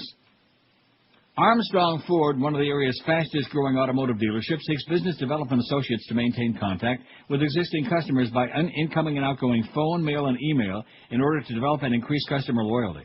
Applicants should have direct customer service and telemarketing experience. Computer and data entry skills are a plus. Applicants must be bilingual and able to work flexible hours. They must be bilingual. Increíble. Armstrong Ford offers an outstanding compensation package, which includes hourly wage plus bonuses and benefits. You must be ready to start work today. Contact Roger Arguello at 786-295-7887. That's 786-295-7887. Armstrong Ford is a drug-free workplace and an equal opportunity employer. This is Neil Rogers. This is 560 QAM. God. It's Friday, you bastard. Coming up tonight on Inside the Behind the True Hollywood Celebrity Music Biography Profile Story. First, there was Band-Aid, a bunch of lame-ass British people raising money for charity. Well, no bunch of limeys are going to make America look bad. Not when we could upchuck something like USA for Africa. We are the world. We are children. Bob Dylan was one of the many legendary artists who performed on We Are the World. He speaks here through a translator. Basically, nothing says we care about hunger more than a bunch of rich rock stars taking 15 minutes of their valuable time to sing and eat catered food. Oh, yeah, the food for USA for Africa was freaking unbelievable. Billy Joel, who would go on to fame as a drunk driver, was also there. They had this shrimp wrapped in bacon thing. I don't know what they did to it. Maybe they marinated it in something, but man, good I could taste. Huey Lewis agreed. Oh, definitely. What I remember most about coming together to fight hunger in Africa was the Bavarian mint strudel. Bruce Springsteen was there as well. Here he speaks through a translator. Basically, we wanted to show the British that when it comes to bringing a bunch of jerk-off celebrities together to raise money for charity, USA kicks ass. USA for Africa. It was all about getting food to the people who need it. And eventually getting it to poor people, too. It's a big, juicy, sopping wet look at show business. Tonight, on Inside the Behind. 11:19 at QAM. Somebody says Chinatown. Richie says, Chinatown? All right, for today, I assume. I guess. Well, you can put it on there, although that poll's going to be... I just already faxed Eric the new poll for only to 1,000 votes. But nevertheless, here's the best fax from George of all time. It says your screensaver is enabled. And then George has got the various things I got to do. Right-click on your desktop, select properties, yada, yada, yada. Select none, hit OK. And then on the bottom it says, send George a birthday check. Don't tell me it's December 6th, is it? Yeah, it is. Very good. Oh. Well, I mean, it's Well, not see, at yet, least I remember the date. I had no intention. Well, I just forgot, you know. Yeah, no. I don't have the I was option going to send of you not those begging this movies. year, right? But I guess you'd rather have the check. Yeah, of all the years that it's been optional. Well, I'm going to send it out this weekend. How do you like that, eh? Bless your heart. A big fat one, and maybe a check, too. Yeah, George would like it. Oh, we got some very bad news. I shouldn't be chuckling now. Did you see the bulletin on there about what happened in Fallujah with the homemade bomb yesterday? No. 10 Marines killed and 11 wounded in the Fallujah explosion of a home. It happened yesterday, but they're just releasing the news today. Well, you know, when freedom marches, it marches hard. Yeah, this is getting to the point. I don't know what it is with you people out there, how much, because I lived through Vietnam and I remember the whole business. And, you know, we're not talking the same kind of numbers, but it's exactly the same kind of crap. I'll tell you what it is. A quagmire based on a pile of lies, an unwinnable situation that we didn't belong there in the first place, and it's garbage. It ain't them. That's what it is with these And people. innocent people are dying every single day, and, you know, every time one of these people dies, it destroys the families and all their friends and families and loved ones and wives and fathers and mothers and a whole bunch of other people, too. But don't confuse them with the facts, because freedom's on the march, you know. All these chicken hawks, man, all these draft dodgers that send people over there to die and haven't got any idea how to get the hell out. This is absolutely, positively unacceptable is what it is. And the public sits back, oh, let's get the Xbox. You know. I think all you people ought to send George a birthday check, too. How do you like that? Yeah, that'd be nice. Just as a token of your liking. I think Mo ought to bring you in a birthday gift, too. You ought to come in there and pat you on the head and say, I'm so sorry, I tried to get you fired, and you're okay, and here's $1,000. He could pat me on my balding spot. Yeah, or just on your balls. 567, come on, let's get these phones smoking, baby. I want to get these, maximize the calls. We want the minimizer and the maximizer. So my screensaver is enabled. Now, what does that mean? Well, but why would it go off? No, that's just the default setting for any computer when you get it new. So you have to actively go in there and turn it off, or it'll just keep, shutting your screen down. Yeah. Well, I want the screensaver to be enabled, though. No, you don't. I don't? No, it's just more things running that you don't need. Just turn it off at the end of the show. After the show, just hit the off button on your screen. That's the best screensaver in the world. I always do that. Right? Well, no, actually, I don't do that. Here in the industry, we can't afford to be having our monitors turn off when they want to. Well, I right-clicked on my desktop, and it's not doing anything. It's just sitting there right now. It's just like the other thing in there. Everything is slow. I don't know if you're right-clicking on your desktop. I just did. In other words, minimize everything. Just relax. Properties. Select properties. Okay. Yeah, okay, there you go. Screensaver tab. Screensaver. Okay, got it. I might as well do this on the air. Under screensaver, hit this. Hit this. Little menu for selecting. Huh? You'll see once you hit the screensaver tab, you'll hit there's a little, like a box there with an arrow next to it. Little down arrow. Hit the down arrow. Yeah. Select none. None. And then hit OK. None. Okay. Yeah, that thing just blew up. You maniac. That's cute, though. Send George a birthday chair. Well, it's a good thing you reminded me, because it's the furthest thing from my mind. Normally I let other people do it, but I can't leave it in the hands of others this year. Well, what does that mean, you let other people do it? Usually somebody, like a caller or somebody will call before my birthday. Well, no, wasn't your birthday was the same as Fat Rich's, wasn't it? I don't remember. Was his December 6th? I think so. It's a nice day. St. Nicholas. Oh, he lied about it. Rodney Baltimore. Elian Gonzalez. Oh, that's who it was. You're the same birthday as Elianito. Maybe the Abuelos would like to come and check you out. Come on over, Grandma. WQAM, hello. This is QAM. WQAM, hello. You're listening to the world famous Moe Howard David Show. Your head there, my head up my ass. I'm telling you, I don't know what he did yesterday, but boy, he must have lost it. I don't know what the deal is. Because ordinarily we like to mind our own business, okay? We don't like to infringe on other people's territory. But there must have been something happened there between to and fro that we just can't handle no more. WQAM, hello. Hello. Yes, sir. Hey, how's it going, Neil? All right. All right. Hey, I'm a Marine veteran, man, and I want to thank you for all the things you said and done. And I'm a liberal, too, and I was cracking up the way Murtha came out, and, he's a Democrat. And, this guy, was leading men into battle when most of these people were still right in the little milk. When they were snorting coke, yeah. Okay, listen, have a great day and get some help. Okay, how are we doing on this poll now? Let's see. Let me just see if Eric got that thing, because it's going to take him a while to something. This man is he's too good to be true, Eric. He really is. He's the unsung hero of this show. Josh takes all the credit for the computer stuff, but don't you? Yeah, I'll take it. No, you don't. 800, what is that? 868, another 132 votes. We're going to swish it. I got 867. I got 868. I'm ahead of you. That's because I turned off my screensaver. Now let's just see if it doesn't do that no more. So in other words, when I'm done, I just shut off the monitor. I mean, that's the best thing anyway. I mean, your tube is going to cook even if you're just displaying a... My tube is going to cook? Oh, I sure hope not. So if you want to really extend the life of your monitor, just turn the damn thing off. Yeah, well, I don't want no monitors dying, especially this expensive NEC one I got here. It's a real nifty, neat one, that sits right on top of my neat new HP computer. But I'll tell you, the old OptiQuest monitor that's sitting here for my DVD and the DVDs, the DCS, this thing works just fine. Isn't that great the way it just took a long time, but boy, it came back like wildfire. Yeah, you're all fragmented. So I should defragment it? Nah, don't worry about it. I know that takes forever. Sure it does. Because I've done that with pewters before, the defragmentation. And why would I want to do that with this thing anyway? Don't worry about it. Oh, it'd be so much fun, though, to screw it up again? Yeah, it would. WQAM, hello. Uncle Neil. Yes, sir. I never hated anyone on the radio before till I heard Moe. I hate Moe. I hate Moe. Doi, doi, doi, doi. WQAM, hello. Hi, Neil. QAM. Yes, sir. Hey, can you tell George I found his dash? Oh, God, please, please. Listen, if you want to date with George, if you got a couple of thousand, maybe he's fallen on tough times, maybe, at the right price. Obsessed, just obsessed. Mm-hmm. WQAM, hello. QAM.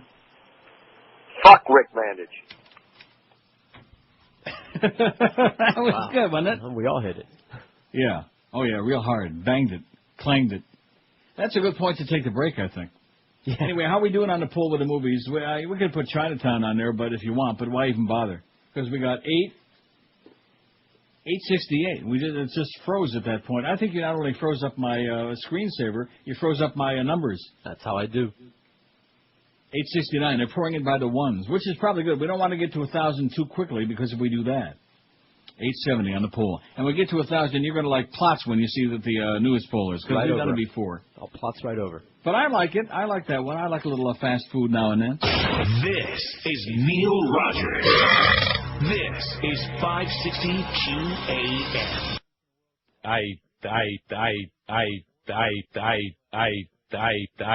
Following is a test of the FEMA alert system. This is only a test.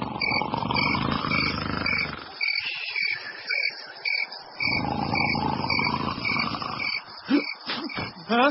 What happened? Where? This was only a test. If it had been an actual emergency, you would have received instructions from FEMA within 4 or 5 days, give or take. Owen Wilson and Vince Vaughn took bad taste to new heights. Now they're taking it 6 feet underground in Funeral Crashers. Well, there's the Davis family. That looks like a classy service. Dude, the O'Reilly family is the one that's going to rock. You think? How can we pass up an Irish wake? It's the drop-dead comedy sequel of the year, Funeral Crashers. Mrs. Sanchez, we're really sorry for your loss. Thank you. Yeah, really. So, do you have a sister? Maybe a daughter, perhaps? What? Vince Vaughn. We got to go. I have a stage 5 mourner. And Owen Wilson. They say we only use 10% of our brain. I think we only use 10% of our tears. In Funeral Crashers. Funeral season, kid! Coming soon to a parlor near you. That's the new American motto anyway, right? What is it? I'm dying over here. 27 till noon. So here's the story on the dead Marines. Yeah. A roadside bomb Thursday killed 10 Marines while they were on foot patrol near Fallujah. The Marines were from Regimental Combat Team 8, 2nd Marine Division.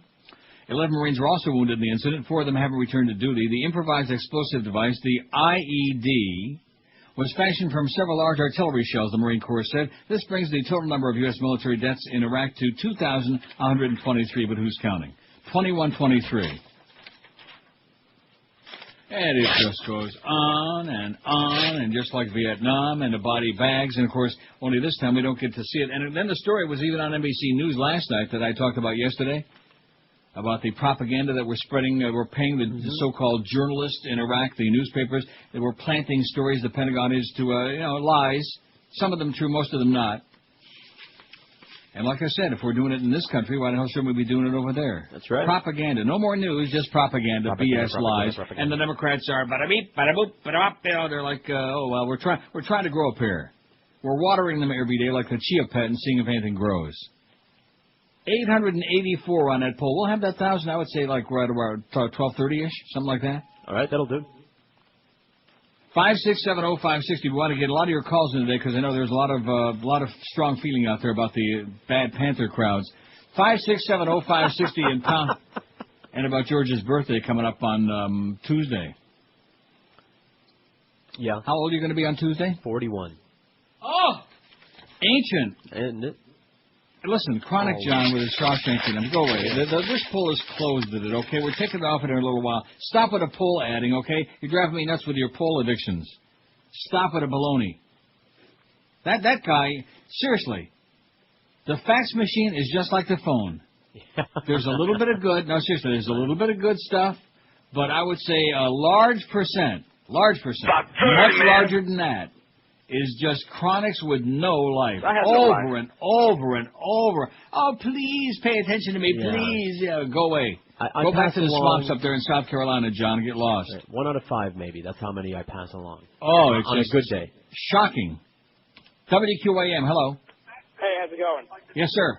All right, Neil Rogers, this is from the Boston Red Sox and their fans and the New York Mets and their fans. Yeah, okay, good. We don't care about either one of them. WQAM, hello. Is this Neil? Yes, sir. Neil, you mentioned Vietnam a little earlier. What I was thinking is, when we were fighting over there, after a while it was like, if you guys want to be commies that bad, screw it. We'll just get out of there. Yeah. Why don't we just pull out? Well, you notice the interesting thing in Vietnam is that we couldn't tell who the enemy was, and the same thing is true in Iraq. Exactly. So you can't even identify the enemy. 30 years later, those guys aren't exactly our friends, but at least we've got a relationship now, right? Yeah.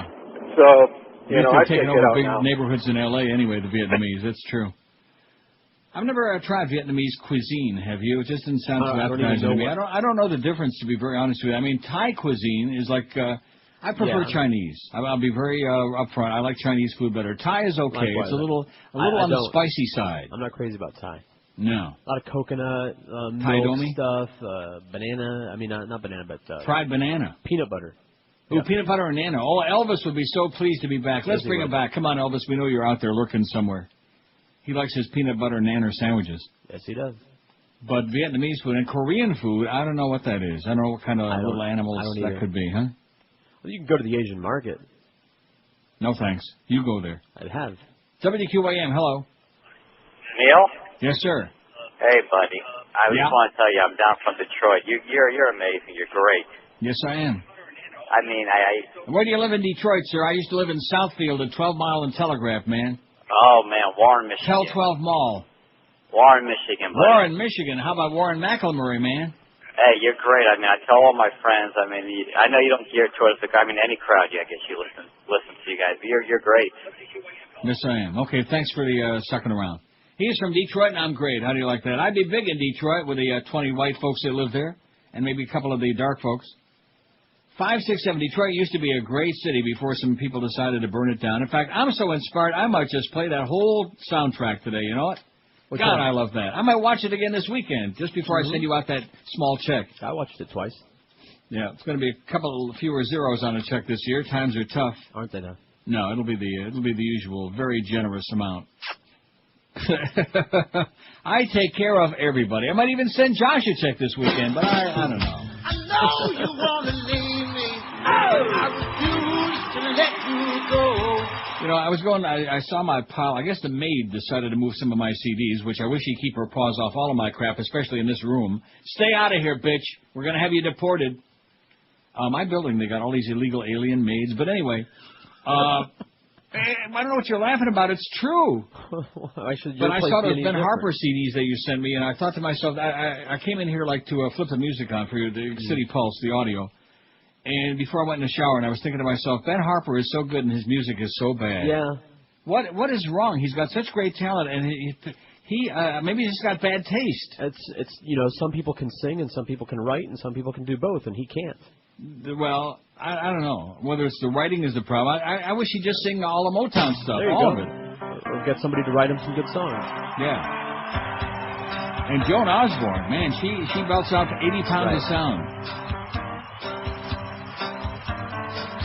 And then, of course, old Chaka Khan. Hey, Chaka!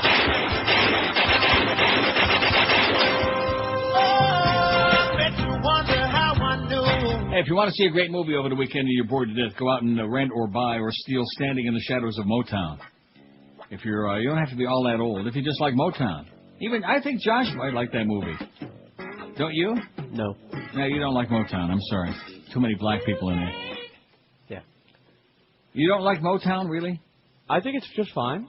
No, that's not an answer. That's not. What? Are you asking me if I listen to it on my personal time? No, I don't have a problem spend with a lot it. of time listening to it, but like if a song came on, I heard it through the grapevine, or like I think it's good. I think it's good. Like the arena, if they're blasting out, which are they still playing the audio way too loud at the Mac Arena? If I stayed for the games, I'd let you know. Oh. Well, I mean, before the game is when they really crank it up, and you're trying to talk to other people. You can't even hear yourself think in there.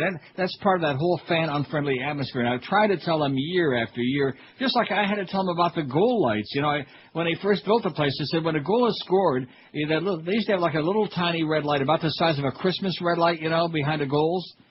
I said, I don't think that's going to cut it, boys. You got to have like big flashing lights in there so people know the goal is scored. That's part of the excitement of a hockey game. Oh, gee, well, wow. And they let me pick the goal lights the next year. Remember that?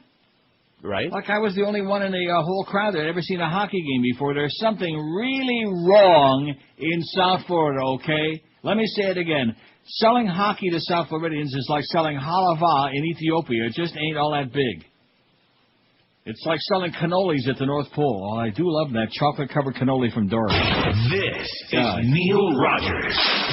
This is 560 QAM. WQAM weather fairy Bill Kamal. And they don't come any better than Todd Keller.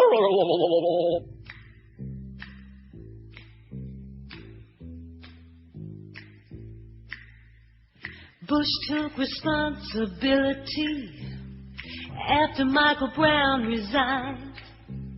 I bet you Brown has second thoughts about taking it in the behind. Where was FEMA? Broken levees, FEMA was nowhere in sight. FEMA! Even with warning, FEMA's boss wasn't bright. When the storm was over, water was everywhere. But the biggest disaster was that Mexico beat you there. They beat FEMA. No bid contracts, they went to Halliburton. FEMA responds more quickly when it's rich people hurting. When it's rich people hurting. Absolutely. FEMA! It's 14 till noon at QAM. Happy Friday, December the 2th. My God, it's already in. Of course, once we get in the last part of the month, nobody's going to be working, right, except George. Right. And then you're going on vacation anyway. So like I said, nobody's going to be working. It'll be the Josh Cordes show. I'll be going on vacation real soon, too. And where are you going? Seattle. When's this? The 12th, so 2 weeks. Sounds like 10 days to me. Sounds like a week and a half. I'll be doing. Sounds like a week from Monday, if you ask me. Well, nobody tells me about any of these things, and who are we going to have in there in your place? Please don't tell me Robert Grieper. I'll be out sick. Whoever you want, I guess. Yeah, whoever I want. It'll be a surprise every day, I think. A surprise every day? Uh-huh. 2 men are in police custody after allegedly robbing a McDonald's and hiding on a nursing home roof today. Hialeah police say the armed men held up the McDonald's at 29th Street and 4th Avenue around 11:30 last night. Police say the men rushed into the store, ordered everyone inside to get on the floor, and 2 Big Macs. They stole $2,000 and fled the scene. One man was found on the roof of a nearby nursing home. Police say the man shot at a glass door to get inside the facility and used a ladder to climb up on the roof. They ran, they hid on the roof, they actually shot through a glass door and ran through a hallway, Lieutenant Mike De La Rosa said. Luckily, we had a lot of officers here. We set up a perimeter quickly. The suspects stayed in the perimeter. We were able to yada, yada, yada. Police say they found some of the stolen cash near the nursing home and some wrapped in a sweatshirt near the K9 police dog training facility in the area. K9. How like that? Right. Pretty exciting stuff going on in Hialeah. That's another place that nobody ever wants to go to, no mo. Don't go to Hialeah unless you either live there or somebody forces you at gunpoint. Right. When's the last time you were in Hialeah? I once lived there. I told you that, right next to what used to be Miami Lakes High School. Right. Hialeah. I can't remember what the last time I was there. What a dumpy place that was. I beg your pardon? I can't remember the last time I was there. Last time I was there was at Hialeah Racetrack. Years ago, whenever that was, when they were trying to save Hialeah. Remember that? Mm-hmm. And the flamingos, they were blowing a whistle, and the flamingos were marching, and there was nobody there. 5670560, kind of like the hockey game last night. There was nobody there. You can lead a horse to the water, but you can't make him race. I'll tell you that. And Hialeah is a perfect example. Thank you so much for turning that place into a toilet, Mr. Brunetti, into an absolute toilet. Oh, God. I remember those concession stands down under the grandstand. Oh, my goodness. If you thought the food was unappetizing, the people serving it up were like really something. I can't say the word. How are we doing on the poll now? 914, Old Bean. And pretty soon we'll have our 1,000 on there, and then we'll switch to the weekend pool. Aren't you excited about that? 918. And I'm sure glad that somebody told me to get rid of that screensaver. That's a pain in the ass. Eric was the one that figured it out. Did he? Yeah, he said he has got a screensaver on. Yeah, but how come... That doesn't explain to me, though, how come it was going to black for, like, so long, though. Usually when your screensaver's on, you like, just tip your mouse a little bit. You just touch your mouse. Right. And, like, it gets back on the screen. But this was, like, just stuck there on black. I guess it was touchy that way. Don't you think maybe it had something to do with that poll we took the other day about Rosa Parks? I think it all ties in. WQAM, hello. Oh, geez, that was going to be a good caller, too, on line 2. I could smell it. WQAM, hello. Robert Churches. Nuggets. WQAM, hello. Boy, they are abrupt. WQAM, hello. Hey, I want to make a shameless request. Yeah. Can you play the thing where the guy calls up to complain about the you're gay? No. You mean Reverend Jones? Oh, that is so... Oh, good God. I just played that the other day, didn't I? I just played that whole damn thing. You're gay. There you go. That's enough. That should pacify him. Put it back in your pants, Reverend Jones, and calm down. WQAM, hello. Hey, Neil. Yes, sir. I didn't like the ending to Cannonball Run. I think Adrian Barbeau should have won in the Lamborghini. I agree. Okay, good. George agrees. WQAM, hello. What about the movie? Adrian Barbeau, by the way. What's the big deal with her? What show was she on, Adrian Barbeau? She was on some... Huh? Maude. Oh, that's what it was, Maude. And that's one of the reasons I hated the show, besides B. Arthur and the husband and her. Other than that, it was great. Sure. Why, you liked Adrian Barbeau? When we were both younger, and her boobs were, at this level instead of where they're at right now. Yeah, boobs describes that show perfectly, man. Maude. But that was a long time ago. Jeez. Oh, God, it was Maude. You watched that show? No. I thought we were talking about Adrian Barbeau. I've seen it. That doesn't count as watching. You've seen it? Well, maybe that's why you liked it. WQAM, hello. Hey, that poll you did yesterday. Yeah. I can't imagine David Niven or Lady Bird Johnson picking her butt. Yeah, that's true. David Niven was much too, he was too dignified for that. He probably smelled his fingers afterwards. Oh, and maybe he picked Lady Johnson's butt. Lady Bird. A tree, a shrub, and a bush. That's why they called her Lady Turd. WQAM, hello. Boy, like I said, you got to grab them quick today or they're like off to the races. Maybe they're going to Hialeah. WQAM, hello. Hop on the Metro rail that goes to Hialeah. WQAM, hello. Goes right through. Hey, buddy. Anybody who goes to Seattle should take a 15-minute plane ride and go on over to Victoria, B.C. Right, now you're talking. Beautiful. Yep. Bring your passport, Josh. Bring your passport, though. Got it? Una passaporta? Screw that, man. He might be able to take a little boat tour over there. What did he just say? I want to get a passport, but it's like $130. So it's like, whatever. Listen. I don't need it right now. Generally speaking, you don't need one depending on where you're going into Canada. You just your birth certificate will do. You got a birth certificate? I got a copy of it. That might do. Check when you get there. They do boat tours out of there all the time. Okay. Yeah. They probably don't have to have a passport. No, he doesn't want to go. Get a passport. I'm telling you right now. With all the big bucks they're going to start paying you next year with your raise and all those extra sports updates, you're going to be traveling the world. You'll take your lady friend or not. Leave her home, actually, when you come right down to it. Hey, now that you're doing the website, don't they cut you in on all those auction scams that they do? Don't you get a percentage? I think I embarrassed them out of those auction scams. No, you didn't. I did. They're still doing that? Oh, I don't know. No, I don't think so. I think I embarrassed them out of that. Wait. Take a look at tomorrow's schedule, man. We got games that haven't been invented yet. We got Panther game on Hurricanes game on 1360 and Panthers on 560, and we got something on Uranus and oh boy, all over the place. And you want to know? See, that's what they're doing. They're busy selling spots and all that crap. How'd you like to try to sell those Panther games, huh? You want to buy any spots, you guys? No. Come on. Dollar a holler. No. 50 cents. What do you say? No. How about 30 man. cents for a spot in the Panther game? Don't they give them away free for a... Geldy will even give you like a live endorsement, right? WQAM, hello. Oh, yeah, this Neil? Yes, sir. Let me say it again. Yes, sir. Yeah, sorry. Adrian Barbeau was also in Swamp Thing, wasn't she? Yes. And also, one more thing. How about Ty Tony, if you get a chance? And if not, it's Friday, you bastard. Oh, don't go starting that again.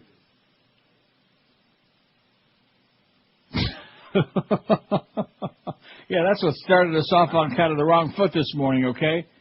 This guy just doesn't understand it. Maybe he turned in late. Okay, that started us off on the wrong... Oh, look at that. Look what I just queued up, something we can't play. It'll make you something or other, it says.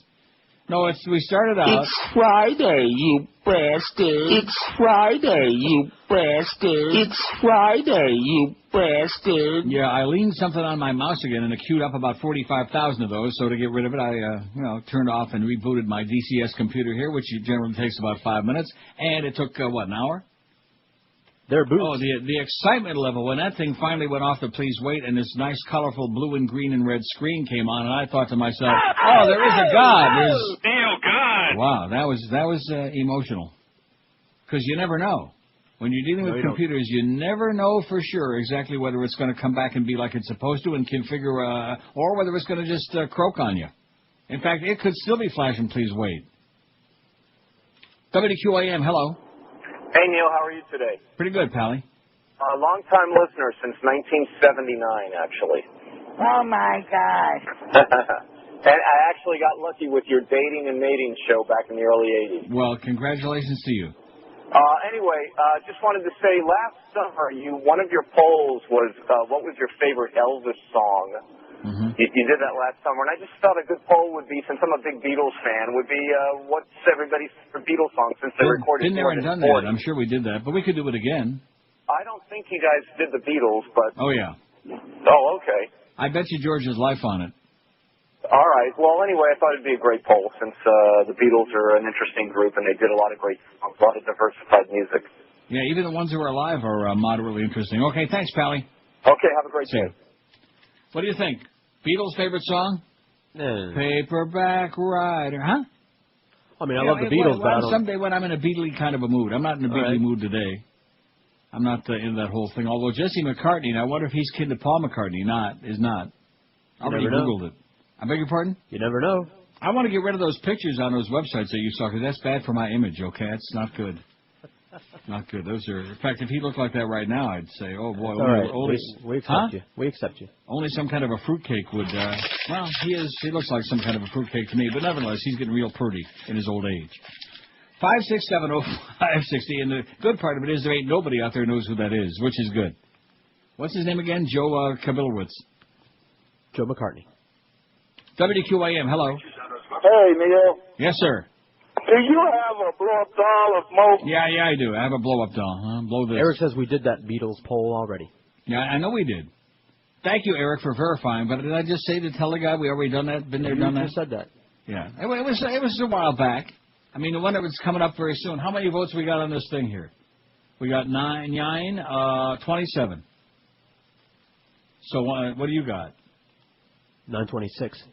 See, I'm way ahead of you. Way ahead of you guys. That's because you got better internet. I got 932.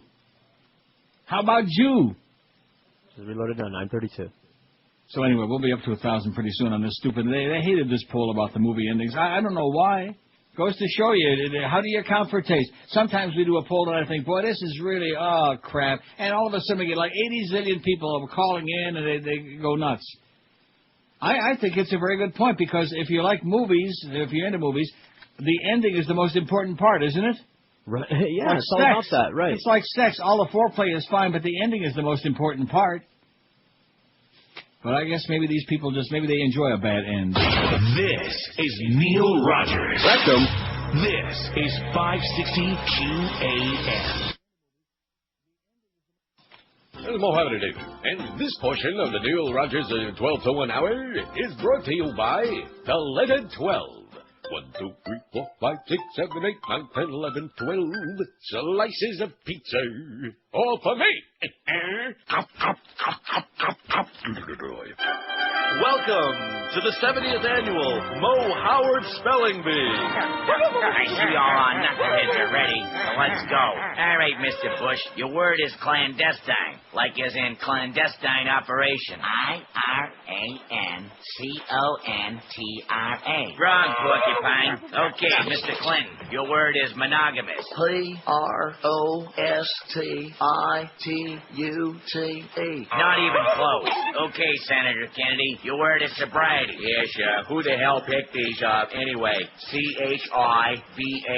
Strong porcupine, but I don't get drunk off that anymore. I've built up an immunity to it. Yep, it looks like the field's been narrowed to 2 people. Let's start with Ross Perot. You have an easy one. Please spell government. It's simple. Let's go to the charts here. You got S-H-T, horse, bull, cow. Anything you want. That's it. Rest my case. You're out. And Mr. Strom Thurmond, you can win this thing if you can spell the word antiquated. O-L-D. Oh. Hey, is that right, Mo? And we have a winner. 12:02 at 560 WQAM. Here's the final poll result. I decided to pull the plug on the other one. They didn't like it. They hated it. Okay, didn't you get that feeling? Well, I think it's They Friday. didn't like it. All right. 934 and ain't no gonna get no mo. What movie had the most unacceptable ending? Let's go from the bottom up. Less Than Zero and Legends of the Fall 4. I guess they liked the fact that Brad Pitt died. It was just a fishing accident. 7-6. Speaking of Brad, isn't that interesting that Brad Pitt had 2 of the bottom on 3? Mm-hmm. Scream 8. Lord of the Rings 1 had 8. The Vanishing, the American version 10. The Bridges of Tokori 12. Memento at 13. Donnie Darko 13. How's Teddy doing? Jacob's Ladder 13. Jeepers Creepers. There's Wally and Mr. Peepers 14. The Birds 18. Magnolia 19. Mulholland Drive 19. Up in Smoke 21. Heat 25. Unbreakable and I've 26. I've never seen any of these 26. How sad. Signs 29. Once Upon a Time in America had about 30, man. AI had 33. Monsters Balls had 36. The Village 36. Goodfellas 36. Monty Python and the Holy Grail 41. Vanilla Sky 45. One Flew Over the Cuckoo's Nest 56. War of the World 68. Contact 71. $1 Million Baby 79. And in first place with a comfortable cushion, the Blair Witch Project. You know something? Anybody that went to see that, including George, you deserve what you got. Well, how are you supposed to know that stuff It's going to revolution. You know what? It reminds me of the old economy against the new economy. Those witch doctors on the gambling channel, the same thing. It was a horror They're going to movie. revolutionize filmmaking, and these guys with no experience, and they went out there with their little camera. And, I watch horror movies anyway, most of them. With their puke cam. Mm-hmm. The new poll is up. I'm not even going to talk about it for a while. We'll let it build some votes. I voted for Taco Bell. In fact, I'm in the mood for Taco Bell right now. I voted for Wendy's. Huh? You voted for Wendy's? Yeah. I like Wendy's a lot. Of the burger joints, I like Wendy's a lot, the best. And I could have voted for Taco Bell. I'm okay. If you go to Taco Bell, you won't smell. As opposed to if you go to the Korea Village. Oh, man. As a lawyer and the Reagan Justice Department Supreme Court nominee, Samuel Alito played a leading role in devising a legal strategy to overturn the landmark Roe v. Wade abortion rights case, documents disclosed at Wednesday's show. Alito argued in a 85 memorandum to the administration's Solicitor General that 2 pending Supreme Court cases were an opportunity to advance the goals of overruling Roe v. Wade and in the meantime of mitigating its effects. In a strongly worded 17-page legal analyzation, Alito recommended advancing the administration's ultimate case against Roe by defending state regulations requiring doctors to provide women seeking abortions with information about fetal development, the risks and unforeseen detrimental effects of the procedure, and the availability of adoption services or paternal child support. He is a Roe v. Wade killer is what he is, okay? Who's probably going to, in his spare time, you know how we got Scalia that goes out duck hunting? Yeah, with judges. This judge probably goes out hunting abortion doctors in his spare time. Wouldn't surprise me. This is important facts. The last American virgin for the poll, that's over with now. Too late. Yeah. Too late. Sorry, you lose. Nice try. 5670560, pound 560 in the Verizon Singular Wireless lines. WQAM, hello. Hey, Neil, how are you doing? Okay, sir. I've got an idea for a poll that I know you haven't had yet. Who's your favorite Howard? Howard Hessman, Howard Schnellenberger, Howard the Duck, Howard the Moe? See, just another way of taking a gratuitous shot at Mo. That's all it is. Sorry, Mo. Are we sorry? No. No, we're not. No, Mo. That's all it is. You people are fixated. You're obsessed. And obviously you're listening. That's the most amazing part. You're listening between 2 and 4. Which is fine. That's what we want. We want you to listen 24/7 every waking moment to QM. That's exactly what we want. If he guaranteed that he was going to be taking some shots at us or anybody, right, we'd all be listening. We would? Well, maybe that would be an opening segment. Speak for yourself, okay, sir? I got a big lunch to eat. I'm not sure what. I think I'm going to Taco Bell now. I think I talked myself into it. Not a bad idea. And the sun is shining. Look at this. Where did this come from? This is the first time I've seen the sun here in a long, long time, in a cracker's age. And it's already, you know what the temperature is? About 30, man. That's exactly what it is. Although we are supposed to make it to 34 today. I don't think we're going to make it that high. But the sun is shining. It's one of those days when it looks beautiful sitting inside and looking outside. And you can see the smoke from that big smokestack on the top of that building over there. It's just a beautiful day in paradise. WQAM, hello. Neil. Yes, sir. Yes, I am Julio. What? Come on, you can do it. Spit it out, sweetheart. What do you say? Something about Fire Julio. Julio? I don't know what the hell he's babbling. WQAM, hello. Yeah. Yes, sir. Bumper stickers, I'd like to see. Yeah. How's that for a poll? How's that for a poll? Bumper stickers, I'd like to see. Can I suggest something to you, sir? Yeah? Seriously, get some new material. You call in every day. I know, bumpers. you hung up on me. Of course I hung up on you, just like I'm doing now. You're an idiot. Coincidence? Bumper stickers, I like to say. You're an old coot. We don't want to talk to old coots who thinks that you're very creative and very funny. You're just annoying. You're an annoying old coot. Bumper stickers, I like to say. I'd like to see your ass in a box. How do you like that, sir? I'd like to see your crusty old ass in a box. Or on a bumper. And then when Brad Pitt asks, what's in the box? We can say that old coot with his bumper sticker. And you know what? We'll even slap a couple of bumper stickers on it. Yeah. Isn't that good? Good idea. Eric also says we did the Who's Your Favorite Howard poll. Also. We did what? Who's your favorite what? Howard. Yeah, I know we did that already. Look, the poll we're doing now about the fast food, we've done it a couple of times, and there's nothing wrong with going back in repeats, but my God, the ones that are just gratuitously designed because you people want to hop all over Howard's fat ass. Absolutely. Call up Howard and tell him you want to jump on his fat ass and see what he says to you, okay? He'll probably say, absolutely, like you just said. WQAM, hello. It's the time for the Jacques Martin Show. WQAM, hello. Hey, Neil, I got Yes, one sir. for the absolute worst ending ever. Unacceptable. That's yesterday's fuzz. Over with. You're way behind the time. You head for that guy's house that's got the bumper stickers, okay? You can slap on each other's ass. You people are pathetic. If we don't give you a poll ID to latch on to, how about some answers to last week's poll? I don't know what the hell they were, but I'll find them. Good golly, Miss Molly, that is just pathetic. I got one. Yeah, I don't think you do got one. I think that's your problem. You think you got one. Maybe you had one, but it's missing, okay? I'd call the police, report it missing. Just like that bitch in Aruba. You notice they're starting that crap up again now? They're starting it up again. What, did they find a shark that admits to I don't know. I was in the drugstore yesterday, and I see the Enquirer front page. She's alive. The daughter's alive. World exclusive. Then I see on, supposedly there was some phone call between her and Mommy. I don't know.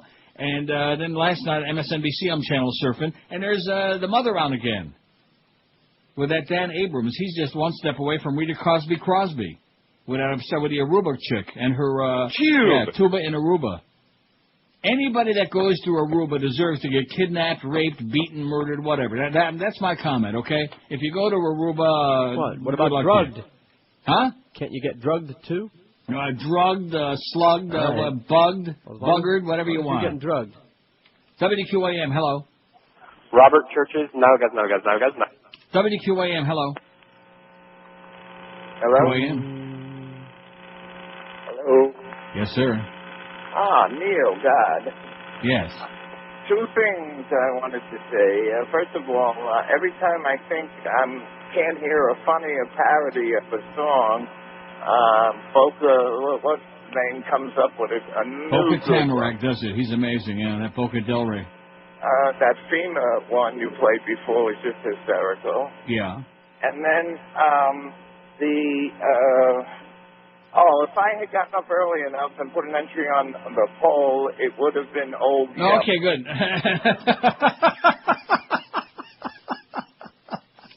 See, I'm messing with their lives now because I'm changing the poll in midstream, and they're so slow that when they just catch up to whatever we were doing before, it's like, oh no, there's not a new one out there. Oh God, See, what I do warned I do now? you. When you were talking I put about the poll on there 5:30 last night for crying out loud. People had until noon today to come up with bad movie endings. Okay, that's it. That's done. We don't care about bad movie endings no more. We don't even care about good movie endings. All we care about is the ending of that poll. Because we didn't even do 1,000 votes on that damn thing, so if it was like, they hated it. In fact, you know something? That should be a staple. Put that on today's on the new one. On the bottom of the poll, add on, I hate this poll. Okay. That's guaranteed to get us maybe 2,000 every day. I hate it. Might win people every don't even day, know what yeah. it is they hate it. I think that Joe Arriola and what's his name? Who? And David Samson. I think that's the epitome of what South Florida is all about. I find it funny. The great hate. City of Miami and the Marlin organization. And they're a bunch of carpetbaggers, and he don't know what he's doing. He's inexperienced. And they're all screaming and yelling at each other. In the meantime, there's not going to be no new stadium. This is not going to be like the end of the Wayne saga, because one thing about... See, Wayne was local. He knew what was in everybody's garbage. But these guys, they're, they don't know what strings to pull. What strings, like on a marionette. You know what I'm saying, Josh? A marionette, like in that movie? Yeah, right. Uh-huh. Team Russia, world Nazis. Oh, look at that. Schmata head's voting. Of course, very important event. And seeing Iraqis vote despite... Yeah, watching all those poor women with their burqas on, that's always very enlightening to see that. 12 minutes past noon at 5:60. You women, you're unclean. You're unclean. Cover yourselves, okay? Cover yourselves, because if we identify you, we might slice your head off. All this crap that goes on in the world. Well, the Bible says, the Bible that was written by a bunch of ignorant men who, led around a bunch of even more ignorant ignoramuses. I wonder what if women would have written the Bible. Wouldn't it be what a different world it might be, you know? Well, it'd be a different book anyway. Women aren't quite as bloodthirsty as men, I don't think. I could be wrong about that. You were wrong about that. Am I? Yeah. Like I said, if women would have written the Bible, probably all the men would be dead right now. Except for like a couple for breeding. No, they'd have figured out a way by now. Then they'd hook them up like Don They'd Johnson. all hook up with Janet Reno. 12:13 at 560 WQAM. Pompano Park Racing is back, and poker as well. Back in business after Hurricane Wilma. Featuring live harness racing in the great poker card room, Pompano Park reopens today. In fact, that poker room is open right now. And best of all, admission and parking are always free at Pompano Park. Come root home a winner, or maybe root home somebody from the rail, or enjoy poker in the smoke-free card room with tournaments every day.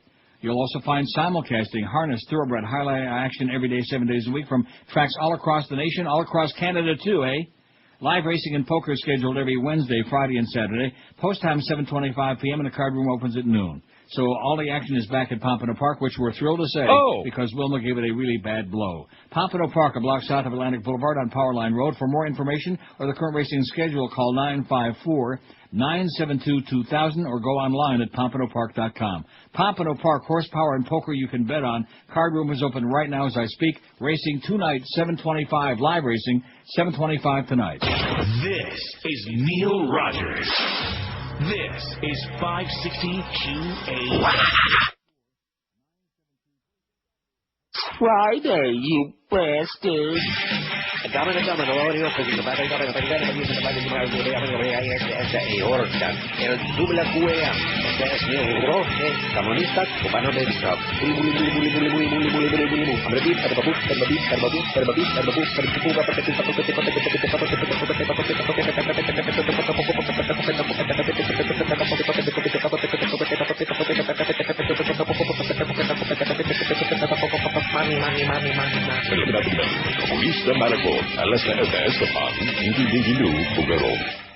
Well, I'm not saying nothing because I'm writing out your birthday check. Lovely.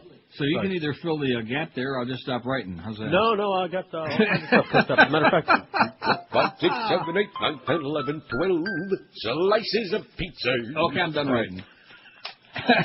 Oh, man, all of a sudden he came up with that material real fast. You know. Mike says, for the poll, Sonics, there aren't any more in South Florida, but in Orlando, they're great after a binger. Binger? Yeah. After a binger ginger. Oh, speaking of ginger, I got that gingivitis back. Do you? Anyway, that's what Mike says, but we don't got no Sonics, so, Still, they're good. If most of our people can't go to the place, what's the point of putting it on there, okay? What's the point, Mike? Thanks anyway, but go have another ginger. God, ginger. The best fast food is at Wendy's, 22. All fast food blows, 15. Steak and Shake, 8. Arby's, 8. Taco Bell, 7. I love Taco Bell. I like Wendy's, but I love Taco Bell. Man, give me that Burrito Supreme with no beans, please. Hold the beans. Miami Subs, 6. A&W, 4. Popeyes, 4. Pollo Tropical, 4. McDonald's, 4. Burger King, 3. Subway, 2. KFC 2, Crystal 1, Checkers 1, I Hate This Pool none, Pizza Hut none, Church's Chicken ain't got none yet. How about that Killer Flu Chicken? So we got almost 100 votes on the new poll already. How do you like that? Speaking of chicken, it sure was good today. From AC Subs, Chicken Fingers. Oh, you got chicken fingers from AC Sub? Yep. Well, thank you so much. And thank God that Ira and, Scott's not there no more. Right. So whatever happened with that place? Did they sell it or something? What's the deal with that? No, I think that that's just a management change kind of a thing. I think that probably the most outrageous thing, one of the most outrageous things that's ever happened connected with this show was when Scott from Atlantic City Subs, this was at holiday time or Super Bowl time or some damn thing, he brings me in a piece of copy. Right. To read on the air. The only problem was that they weren't finding any spots. Yeah. That was chutzpah, as they say. Brought me in a piece of copy. Boy, does he have a lot of chutzpah. For their Super Bowl platter. I'm pretty sure it was Super Bowl time. You know, the Super Bowl platters and this and that. Right. Here's a piece of copy, if you would please, Everything okay? Everything okay? Things good? All is good? Go away, Scott. You make me nauseous, okay? You make me feel so anti-Semitic when I see you. God, 90, almost 100 votes already, and I pull faster than you can say Moe's on it, too. Don't be picking on Moe, no Moe. So inquiring minds would sure like to find out. I mean, it's not my number one priority, but, now that Barry Jackass kind of like whetted everybody's appetite for either sushi or what went on at that lunch, and that's it. That's the end of it. How about Muff? Did she ever show up today? No, not that I know. Well, what's that all about? Maybe he's got a day off. Dun, dun, dun, dun. Something's going on here that we don't know about. Clarence is there and no Muff. WQAM, hello. Yeah. Yes, sir. That one faxer, that was a binger, and that's a pull off of a water pipe. Oh. So that's what he meant. Also, that bumper sticker guy is definitely the one who's voting for Citizen Kane all the time. He's voting for what? Citizen Kane on all your polls. Yeah, that's right. Well, that guy's older than death, okay? He's 100 plus. That's definitely the guy I was wondering about. It must be him just voting over and over. Okay, well, call me again in a month. That's the guy I was talking about. What kind of demographic? You let us worry about the demographics, okay, sir? Don't get your nose involved in this business. Once you get your nose in it, man, your nose starts smelling real bad. Trust me when I tell you, this business stinks. It reeks. It's like brie cheese. Anybody out there eat brie cheese? I sure hope not, for our sake. I like it. I like brie cheese. Get out of here. Brie cheese, my ass. I doubt it. Although it's probably a similar color. Yeah. WQAM, yes. QAM. Try it again. What do you mean, try it again? There's nothing selected by my screen. He said something, then he vanished. WQAM, hello. Hey, Polly, how you doing? Okay, sir. For the poll, chicken kitchen. What is it? Chicken kitchen. Pretty good. You try a couple of times. What is he mumbling about? I'm telling you, the quality of these calls, both in content and technically. What did he say? Kissing Sydney. He's kissing Sydney? He said chicken kitchen, but it's not fast food. I'm glad it's not me. I mean, I'm not popping no oxys yet. I don't think I'm like getting the wax out of my ears here. I can't hear waxy, so I got no waxy buildup. Maybe that's what it is. Maybe they have another one of those listening parties today, you think? Oh, man. Maybe Duff is over there with Matty Bell sitting in his lap. WQAM, hello. Yeah, man. Got one for the poll. Yes, sir. Just got finished stuffing my face with Chick-fil-A. Chick-fil-A, I heard that. I've seen it. Is it good? Yeah. It's muy bien. Okay. That's bueno. He said it's bueno. Got Chick-fil-A. Do we know how to spell it? Now, is that all they got? Is like chicken sandwiches and chicken this and side things? They got waffle fries, which are really good. Chicken I do fingers, like waffle fries. Yeah. What are those things that we used to buy that they still sell? Those cheese things? Oh man, those crackers. They're not crackers, but they're like two little crackers put together, smeared. They're like Oreo cookies with cheese. Yeah, cheese and crackers. They still have those everywhere. No, not cheese and crackers. You know, they come in a cube, like Pringles. Huh. They're like two little cheesy wafers, and they got cheese inside in the middle. You know what I'm talking about? And they come in a tube, like yeah, they come in a tube. That is correct. Huh. No, I don't know. Oh, they've been making those since before Mary got pregnant. Got by me. Okay, somebody will know what those are. Those are really good. You never had those? Not that I know of. Does Josh know what I'm talking about? No, definitely not. Well, it must be something for old people then. Must be. Bring it back. WQAM, they're still around. QAM, hello. They're cheese curds. Curds? Curds. No. WQAM, hello. QAM, hello. Hey, Neil. Yes, sir. You said Sonic.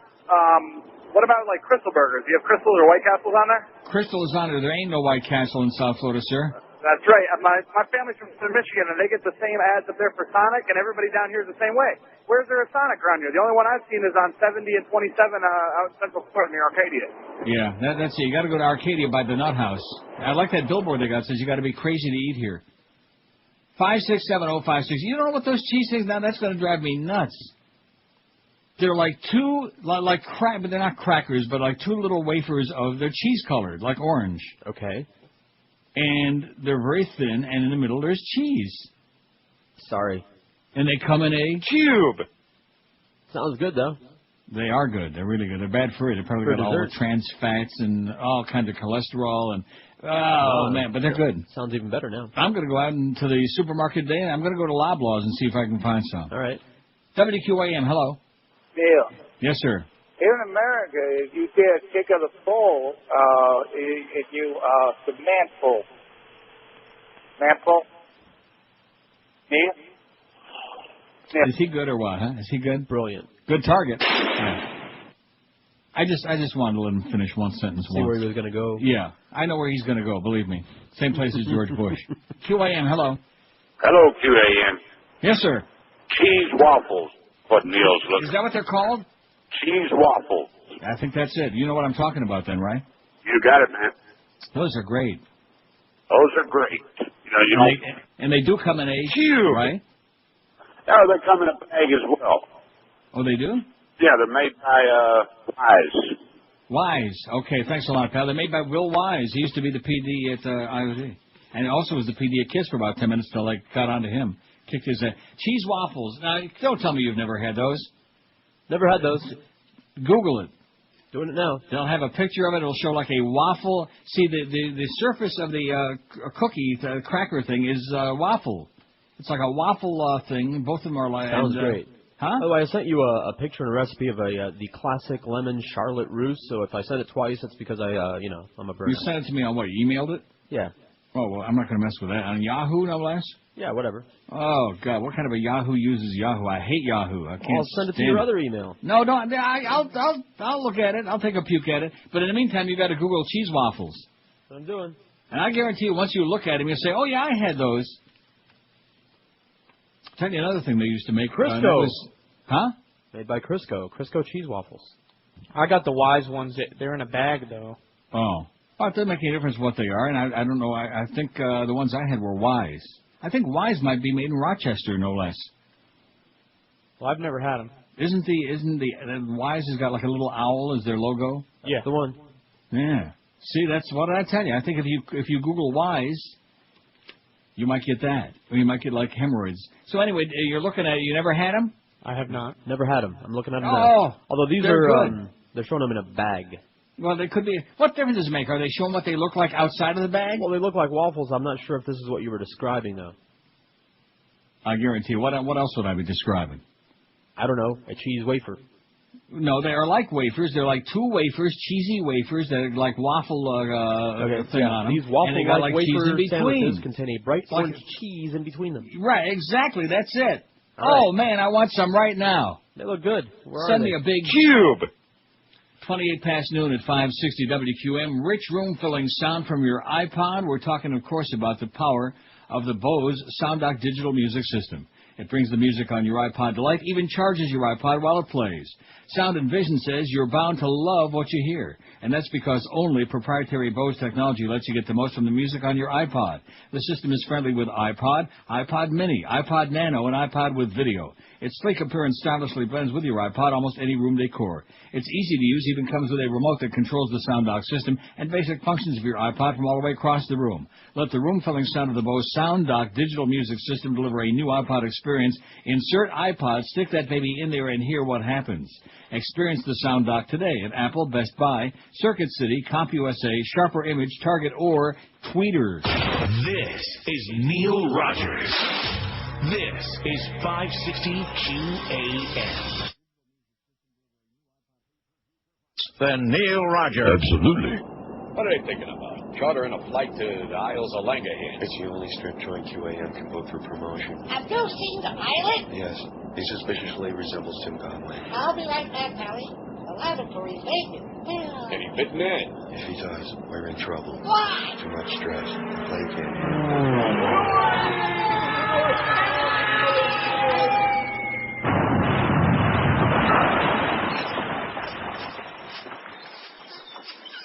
Everybody's dead but us. Oh, great. At least we have George to guide us. He was raised in the untamed Northwest. George possesses the wisdom of surviving nature. What do we do now, George? Hell if I know. But we have plenty of water and provisions if we use them wisely. Where'd you put them? They're right over here. Hey, who took all the... I did it. You take all the water? That's right. And the pizza, too. What'd you do that for? Because I'm here, and it don't matter if you're here, too. Now, wait a minute. Whoa. By the way, you don't understand it. Let's be a civil shepherd about this. Why? I needs to be comfortable. How's that? Well, you know who I am. Of course it's more important that I outlive you. Why, I'll have you know. Loria, what's the big We can idea? drink his blood and strip his hide for food. Now, see here. I ain't no delicatessen. You know who I am. I'm Moe Howard and David. And I made my bones with his... We can make a necklace out of his bones. Okay. 171 votes on the poll. That's not too shabby. Cliff says, Popeye's chicken, bar none, the best chicken and biscuits white people should try. Oh, chicken and biscuits. When I hear about biscuits and gravy, I get real nervous. I'll tell you a place that's got biscuits and gravy that's good, and that's Hardee's. Yeah, I can't stand any of those fast food biscuits. Those really dry. Oh, biscuits. Oh, that's for Goyam, man. Biscuits. God. But Hardee's, there's no Hardee's in South Florida, is there? Are there? Do there be? We keep going through this. I don't remember if the one is still open, but otherwise. Hardee's is good. I like that shroom burger they got, man. They got good cheese shroom burgers. Do. Man. Chicken and Swiss and all kinds of good things. The best fast food is that. We got 171. Wendy's 37. All fast food blows 21. Steak and Shake 17. I thought everybody hated Steak and Shake. We agreed that we like the shakes and the burgers are like crappy and all the meat's falling apart. Didn't we agree on that? I don't know. Maybe there's some dissenters out there. Maybe they're shaking it. Taco Bell 14. I hate this poll 13. See, I told you it's moving up the ladder. Pollo Tropical 10, Arby's 9, Miami Subs 8, Subway 7, oh boy, A&W 6, Popeye 6, McDonald's 5, Chick-fil-A's got 4. How do you like that? We just put that chick on there, and she's already got 4. They're KFC 4, Checkers 3, Burger. Aren't you going to get kind of chubby if you eat there, ain't you? A little. I don't think I ever ate at Checkers. I know there's one on Biscayne there, right around from where you used to work. They're okay. There's one right up the street from the station. Checkers? Yeah, you can swing by on your way home. Whereabouts? Right. North? Yeah. No, south. Before you get south. On 90, right before you hit 95. I'm not going south. I'll tell you that right now. South of no way. That's moving into Dade County. Checkers 3, Burger King 3, Crystal 2, Pizza Hut 2, and Church's Chicken ain't got none out of 175. Church's Chicken's got the big. Oh. How do you like that? It must not be 2. Rock solid. Huh? Church's Chicken? Or it is. Now I bet you never ate no Church's Chicken, did you? Probably. Probably did? Probably did. I'll be damned. You never had none of them cheese things, though? No. Cheese puffs. No, now you got me What going. are they called again? Cheese waffles? Cheese waffles. That's exactly what they are. I'm going to look They for look like them. little waffles. Now, I assume it's cheddar cheese on the inside there. That's absolutely absolutely correct, sir. You'll be pleased to know your check is in the envelope. The envelope is already addressed. All right. It's already got the 2 50-cent Canadian stamps on it. And the moment I leave here, it's going in the box. Well, I'd say and I'd go Brad spend Pitt it will be now. staying there saying, "What's in the box?" It's already spent. Well, good for you. That's why I'm Spent sending yours last out today. Josh can wait another few days. I'll get over the weekend. I don't feel... What? Hey, well, you're already walking in the box. You might as well want to throw it in No, there, too. no, you're going to wind up... Your ass is going to be in a box if you don't watch it, mister. He is such an ungrateful little bastard. You know, just all this boozing and screwing and everything. It's just out of control. No, you better watch it. You're going to be burning in hell. You better repent and mend your evil ways right now. Now, you'll get taken care of. That's what Duck told me. Where the hell is she today? I don't know. What's the story with Mo and Greg lunch, and where the hell is Muff, and who's on first, and who the hell's got some of them waffle things? Maybe he's cheese taking waffles. a personal day. I cannot believe that you looked on, you Googled it, and you went on there and you seen it, and you actually still never got it. No. They also, back in the day, used to have which I'm sure they don't make anymore. They had like 2 little thin patties frozen with the cheese inside. Cheeseburgers. Okay. You know what I'm saying? Okay. And I'm trying to remember. I guess, yeah, you make them in a fry pan, and the cheese would melt from the inside. Oh, those were really good. And they also had, you know how Morton... Cheese dogs. Morton's makes the pot pies, which I hate. Pot pies are strictly for real going. Yeah, homemade is good, but those frozen... Oh, gee, yeah. pot pies. Fat. But anyway, they used to have like Morton's little frozen spaghetti dinners in like a little tray, a little aluminum tray. A little tray you heat in the oven. Huh? Yeah. You never seen those? I must have. That was the best. Right now, I'm horny for those little Morton spaghettis, and I don't think they make them no more. I haven't seen them in years, but those were good. And what you would do is you'd cook them like for about, I don't know, like if it was supposed to be 15 minutes in the oven, and you bake them for like about 8 or 9 minutes until it got like a little soft, kind of like the idea of putting the ice cream in the microwave, until it got a little mushy, and then you take your cheese and you'd like take some Swiss cheese and just jam it in there, and then put it back in there and finish cooking, and the cheese would like oh man. God.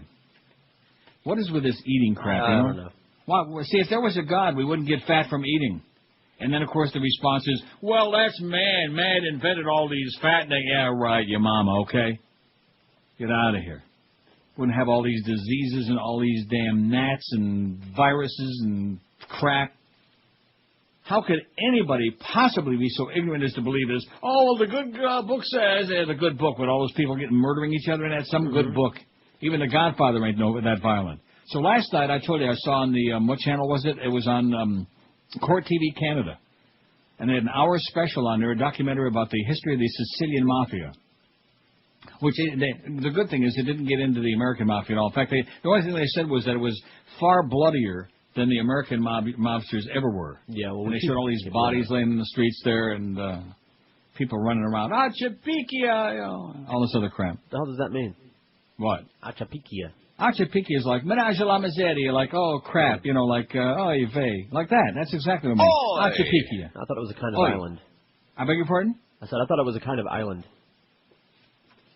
We're going to send your ass to Palermo, man, and then they will fear somebody, and it won't be you. So they showed that whole thing and how they finally feel they've cleaned it up, although. In fact, they showed that there was some private airport that they built there just for the flying to America of all the poppies, all the refined poppies that they were smuggling from Turkey and all this other crap. And Afghanistan. They didn't mention Afghanistan. Thank God that the heroin, the poppy is growing again in Afghanistan so we can get all the heroin for all you drug addicts out there. It's good news. 20 till 1 at 560 WQAM. By the way, for the Moe addicts, obviously a growing number of Moe addicts. He'll be along at 2 today. Mad Dog at Hooters in the Pines at 4. Curtis and Eddie K rounds out our award-winning Friday lineup. What do you want? We ain't got no hockey games. That's tomorrow. 10,000 and some odd. And people tell me, when Josh says when he was there before the game, there were like 15 people there. Isn't that what you said? Yeah, I mean, I leave when the game starts, and I'm right in the front when you walk in. I thought I saw 100 people, maybe. Yeah, maybe. It looked like a Marlin game from like 2 years ago, not last year. What are you laughing about? It's true. Hey, listen, there were some of those Marlin games when there weren't even 1,000 people in those stands. Don't. And of course the cameramen are under life and death orders. Oh, don't show any shots. Don't pan up into the stands. Don't let the public see there's nobody there. And we'll put in the paper tomorrow 10,000 or something like that, or 5,500. There's like 600 people in there, including the ushers, including David Samson and Jeffrey Loria. I wonder if Jeffrey Loria shops at Luria's. You think? That would be appropriate. Joe Arriola, by the way, hates you both like poison and says you're carpetbaggers and wishes you would die and would like you to eat those cannolis that Eli Wallach left over. Well, that's really something. That's so typical. South Florida, I've been telling you people that for 30 years now. About 30, man. Hate is our number one specialty, man. Hate. There's no shortage of it. I think I might go to the supermarket and scour. If they're online, is that a current thing or is that like a historical thing? No, current. Thing? As a matter of fact, the results showed many distributors offering said product. All right. Cheese waffles, baby. I'm telling you, you'd like them. I can't believe you never had those. It looks like something that I would have gotten, but I haven't. What does that mean? I don't have any idea what that means. Because I eat all these crappy snack foods. Yeah. And even the old archaic weird ones like Munchos, which I can't even find around anymore. I will admit, I don't see these. Of course, I don't. When I go in the supermarket, I don't look in the snack department because that's all carbs, so I try to avoid that like the plague. If I'm going to have carbs, I'll stick with my ice cream. If I told you what I did yesterday, you would fall off the chair right now. I don't want to hear it. It has to do with ice cream. Nestle's Heavenly Hash. I better not say. Tell me you just poured it down your pants. No, I did not. I might as well have. I might as well have poured it on my... rectum. Yeah. I'll let you think about it during the break. Yeah, I got an idea. What? That you ate like a gallon of it. No. All right. No, not a gallon. But I did eat more than I've ever eaten before in my life. And you know something? I put it in the freezer. I ate quite a bit of it. I put it in the freezer, and I debated what I was going to do. And about an hour later, I ate the rest of it. Half a gallon.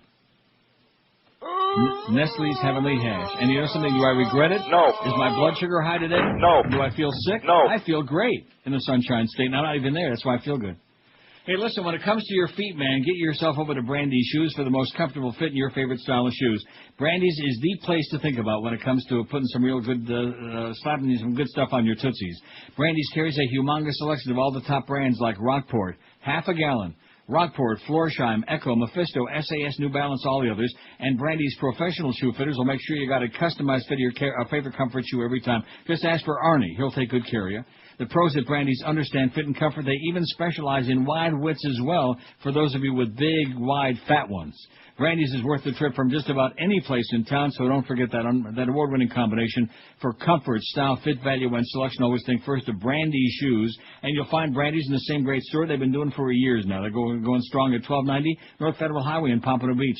Brandy's is open daily till 9 and every Sunday 9 to 5, and this week is a stupendous time to buy SAS shoes at Brandy's because men's and women's styles are on special sale. Save even more than usual. Take 20, 30, about 30, man. Even $40 off on selected SAS styles this week. So be sure to get into Brandy's before time runs out on this deal, or do your shoe shopping on their website at brandysshoes.com. This is Neil Rogers. This is 560 QAM. Friday, you bastard. It's Jorge's birthday. It's Jorge's birthday. And we would like to see the Julio get paid. It's Jorge's birthday. It's Jorge's birthday. We hope this time he puts your brother on our day. It's Jorge's birthday. Are you sure? It's Jorge's birthday. And we would like to see the Julio get paid. Sure. It's Jorge's birthday. It's Jorge's birthday. We hope this time he puts a rubber on our day. 1248. Let's just make sure his wife don't find out about it. Anyway, what do we got? 200 and some odd vote. 231. And we just changed the poll to the top of the hour. How do you like that? Ooh. That's not too bad, huh? I guess they like this one better. Or they like being able to vote that they don't like it. The best fast food is at Wendy's, 40. I'm not. I like Wendy's a lot. I'm not going there. All fast food blows, 23. Pollo Tropical, 23. Steak and Shake, 22. I hate this pool, 18. Taco Bell, 16. Well, I got news for you. When I hate this pool beats out Taco Bell, that tells me a lot of you, your taste is in your tush, okay? That is really sad. What's not to like at Taco Bell? Huh? Beans. Well, no, I don't get the beans. Tell them hold the beans. Stick the beans. Smear the beans. Just not on my food. Subway, 12. Chick-fil-A's got 11. I didn't realize it was that popular. Yeah, it's good. Popeye's 11. Miami Sub's 11. That's, they just need to have more of them, man. Those Chick-fil-A's are hard to find. They're in the malls, but other than that, good luck to you. I'll be damned. Well, speaking of in the malls, speaking of plastic pizza, I'm sure that it was called the Orange Bowl. Probably they're not around anymore. All the malls had, Dayland, everywhere had the Orange Bowl. I had that plastic pizza. Yeah. Remember that? I'm sure that's what it was called, yeah. I don't think I ever had it, but I saw it. And they also had, what's the stuff that they still make? They got it here in the Eden Center. What the hell is the stuff that I like, the drink? Orange Julius. Orange Julius, very good. All pure sugar. It's like an injection of sugar in your veins, so it'll send you blood. Not as much sugar as a half gallon of Nestle's Heavenly Hash. Oh, bad. I bought it with the best of intentions. Yeah, okay? right. Yeah. I thought to myself, I have a little, I'll put it in the freezer, I'll finish it over the weekend, I have a little here, a little... I can't eat a little ice cream. I'm just addicted to it. It's like having a little heroin. I bought that bag of crack with the best of intentions. Yeah, that's right. I was only going to do healthy things with it. That's right, like that 400 pounds that the police chief's kid bought. He was only going to sell a little bit, do a little... Arby's 10, A&W 8, McDonald's 7, Checkers 6, KFC 4, Killer Flu Chicken, Burger King 3, Crystal 2, Pizza Hut 2, and Choice's Chicken finally got a pair out of 2, 37. No. Boston Market's not a fast food joint. I didn't think so. I wanted Somebody to faxes, please put them on a poll. They make a really good chicken pot pie that's as good as homemade. Let me tell you again, pot pies are for goyim, okay? Stop at a pot pie. That's like those, oh, look at that. Several courthouses shut down in Connecticut after, what? A non-specific threat. Dun, dun, dun, dun. Oh. They're waiting for the state police to respond to a non-specific threat to Connecticut Judicial Department. How do you like that? Bam, ba-da, bam. We'll see. We'll keep our eye peeled on this. Anyway, also it says the meatloaf is pretty good. I do like meatloaf. It is, and they have good stuff. But for example, their drive-through window, that's just for pickup orders. You have to call them right. ahead. It's not a fast food joint. If you go through the drive-through, you have to call ahead to pick up your order. Boston Market. I never forget the one that, you know, the place that on Sunrise, it's right near my where my bank used to be. Mm-hmm. And there's a little building there. I think it's a mattress place now. Okay. It's been like a dozen different things, and it fails no matter what it is. You know, kind of like some people never learn their lesson. They go into business where other places keep failing. That was the Boston Market on Sunrise, right over there, like across from where Best Buy is. Right. You know what I'm talking about? Yes, I do.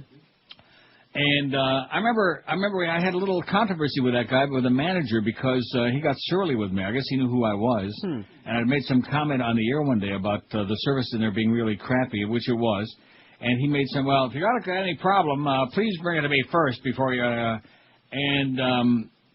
the problem is that they never know what they want to be. It used to be called Boston Chicken, then it was Boston Market, which it is now. Sometimes.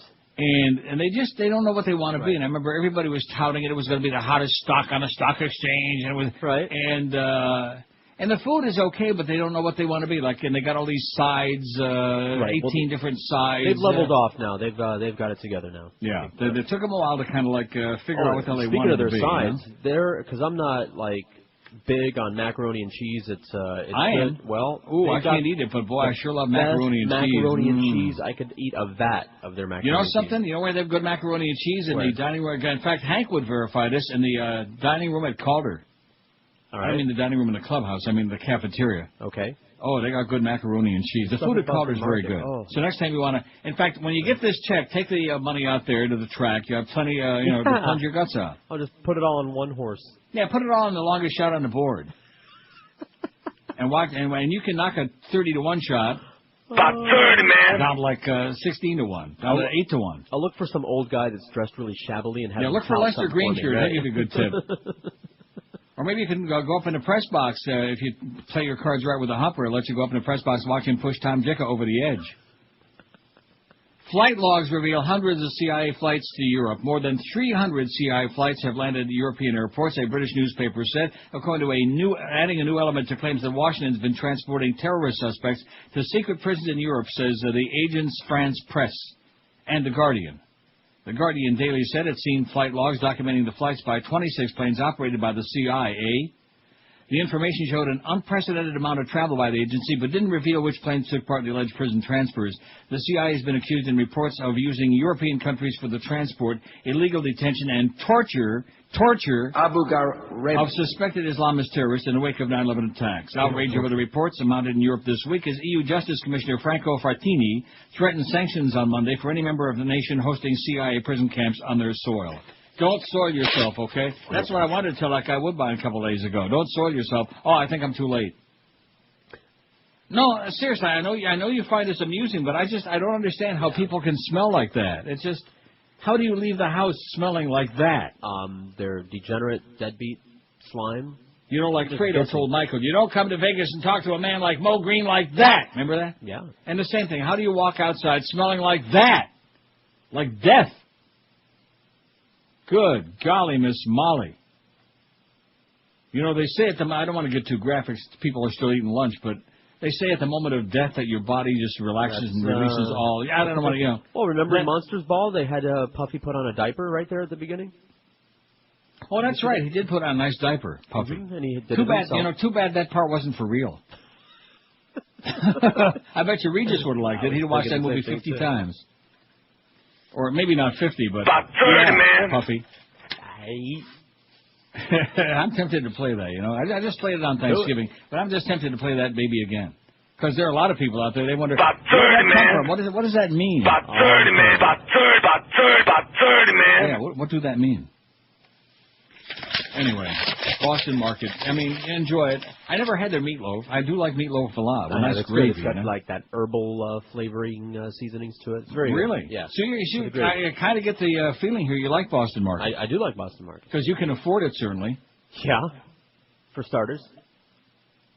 You know what I left off of this poll? What's that? I don't know, because it's a chain. I don't know if there's a whole bunch of them around. I know the one there on Sunrise Boulevard in Pine Island, is it, or University? Fuddruckers. Yeah. Now, would you call that fast food? No. No, yeah. Oh. It's a burger place, but it's not a fast food place. It's a fancy burger place. Yeah. It's a fancy burger. And like I said, I love that place, but I stopped going in there because they butter the buns. They butter the buns, and boy, it sure affects my buns. Rectum. Oh, man, after eating there, I'm just making a mad dash. Wow. In fact, you know something? My mother probably would have enjoyed life a lot better if somebody would have introduced her to that place. Would have solved a lot of her problems. I don't know what you're groaning about. That was her whole life. Her whole life centered around that ceramic bowl. She wished, she prayed, anything, you name it. And when your mother tells you that she's taken a laxative every day of her life since she was a little girl, that should tell you a little something, you know? Oh. Did anybody tell her that it wasn't necessary? You tell her. This is Neil Rogers. This is 560 QAM. Oh, this is Arnold. This is not a tumor. It's the 1 to 2 hour.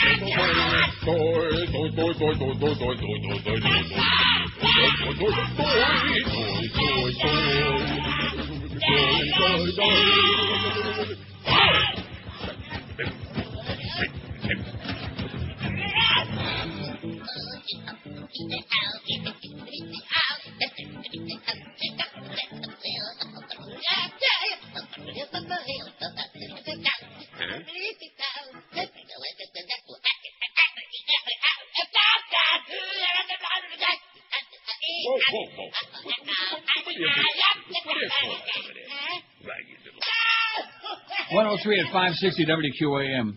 The National Security Agencies released hundreds of pages of long secret documents on the 1964 Gulf of Tonkin incident, which played a critical role in significantly expanding the American commitment to the Vietnam War. The material posted on the Internet overnight Wednesday included one of the largest collections of secret intercepted communications ever made available. The most provocative document is a 2001 article in which an agency historian argued that the agency's intelligence officers deliberately skewed the evidence passed on to policymakers and the public and to falsely suggest that North Vietnamese ships had attacked American destroyers on August 4, 1964. Based on the assertion that such an attack had occurred, President Lyndon Johnson ordered airstrikes on North Vietnam, and Congress passed a broad resolution authorizing military action. How do you like that? It goes on. It'll be on our website. All right. Vietnam War intelligence deliberately skewed. Sound familiar? Yeah. Non-specific threat to Connecticut Judicial Department. FBI and state police respond. Dun, dun, dun, dun. Closures of several courthouses in Connecticut. We will continue to work this story and get as much information as... Yeah, you continue to work that story. We're working it for you. We're working the story for you, okay? Work this. Oh, and there's that bitch, man. I cannot stand her, Kira Phillips. Honest to God. I'd rather see Lou Diamond Phillips, and I can't stand him either. Majority says Walmart bad for America. But there's so many things we can't stand. You know what? It's an interesting expression. I can't stand fill in the blank. I can't stand, right? Let's do a poll. What? I can't stand. Oh, that's a good one for Monday. Ain't it? Yeah, no, we're not going to start it now. I don't have time for any calls this hour anyway. I have my agenda. I must make my, what did Howard Beale say when he came in from the rain? I must make my witness. Is that what he said? What is it again? I can't stand. That's an excellent idea. Boy, that George, man, I tell you, once you tell me there's a check in the mail, it comes through with some good material. That's inspiring. Majority says Walmart bad for America. You get those cheese waffles, and you're going to thank me more than the check. Well, I'm working on ahead of time. Or you might curse me because you might get addicted to them. You might have to buy a whole bunch of... That's all right. At least you're not eating a half a gallon of ice cream. I just cut some cheese. Is that kind of like... I bet you there are very few people out there that could match me for ice cream. You know how they have those eating contests we're always talking about? They just had that one with the Japanese guy with the hot dogs and that other one. What was the one we had the other day?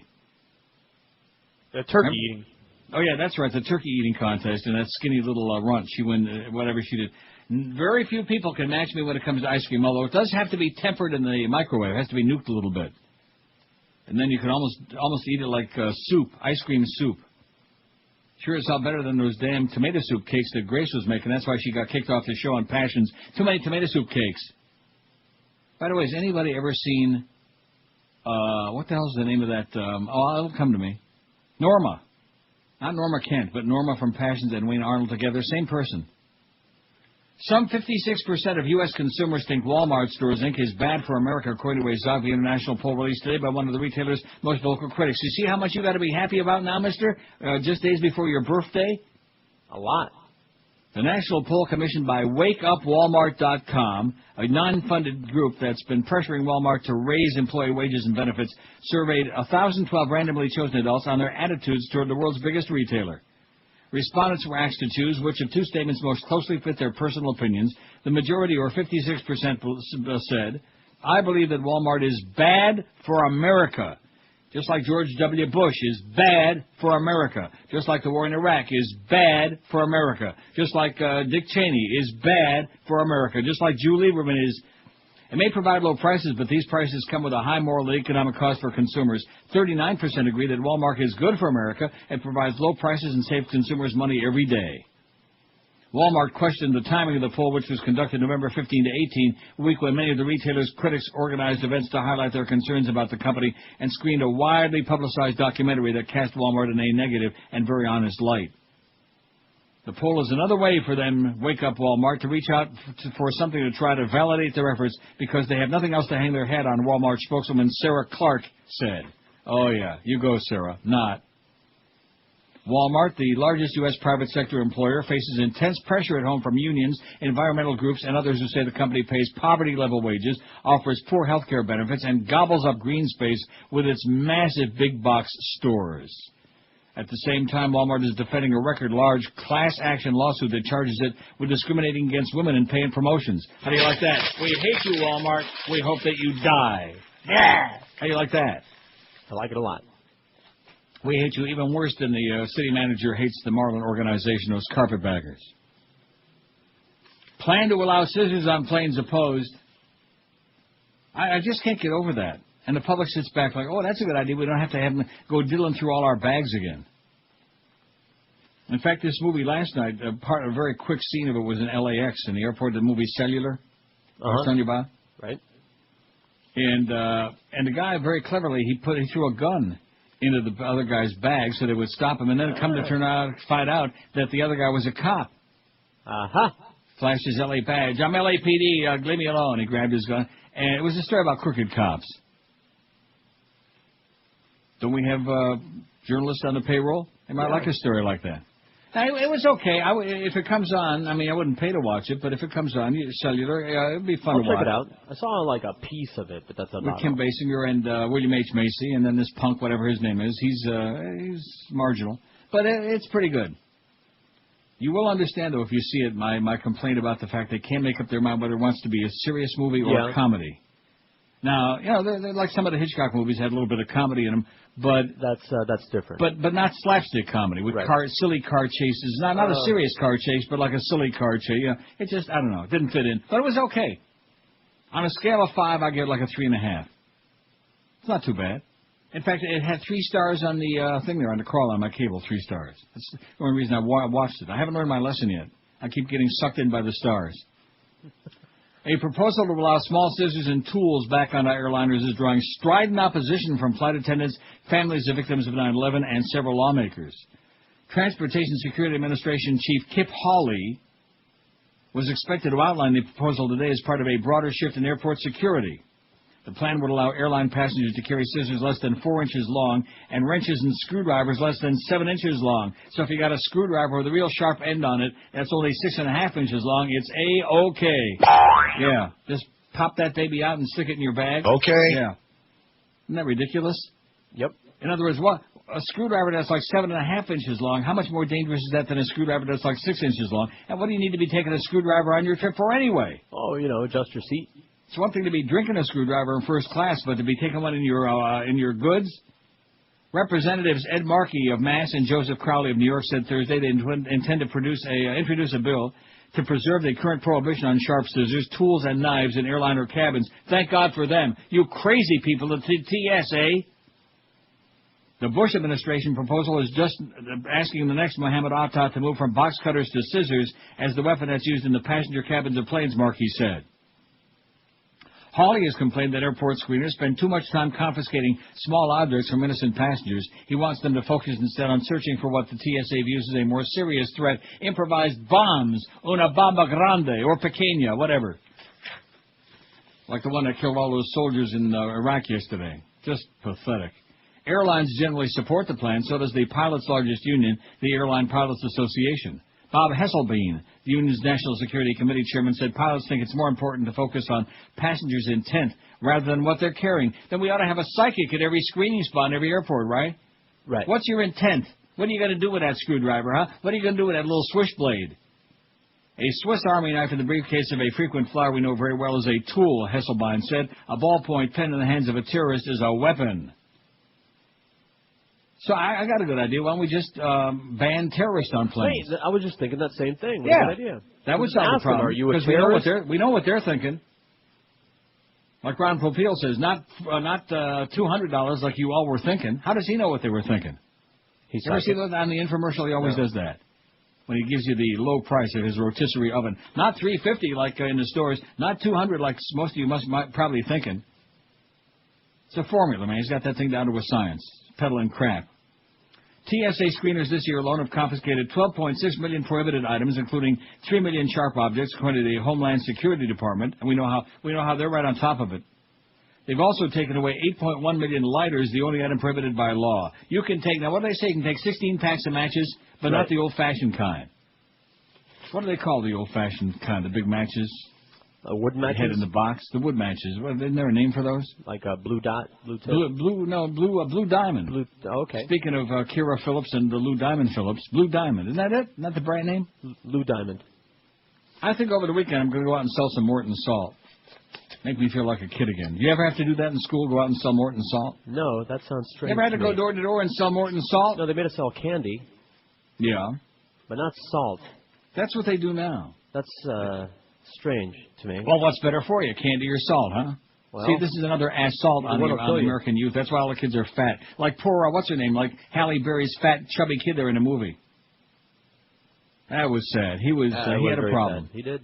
Well, he had a dysfunctional life, okay? He had no daddy. And Mommy was like hand-to-mouth, and she was always on the verge of getting evicted, which she eventually did. And so I think that was a perfect ending when they sat on the porch. Oh, geez, I shouldn't have said they sat on the porch. 1:13 at QAM. This is Neil Rogers. You bastard. Oh, I come from Crawford, Texas, with a guitar on my knee. While they died in Louisiana, I raised cash for the GOP. Oh, Katrina, don't put no blame on me, 'cause I come from my vacation for a photo opportunity.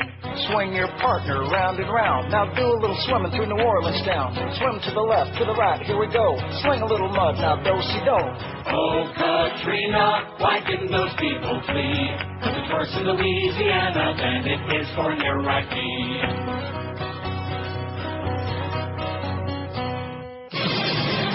All right, let's play Who Wants to Be a Millionaire? Puff Daddy, sitting in the chair.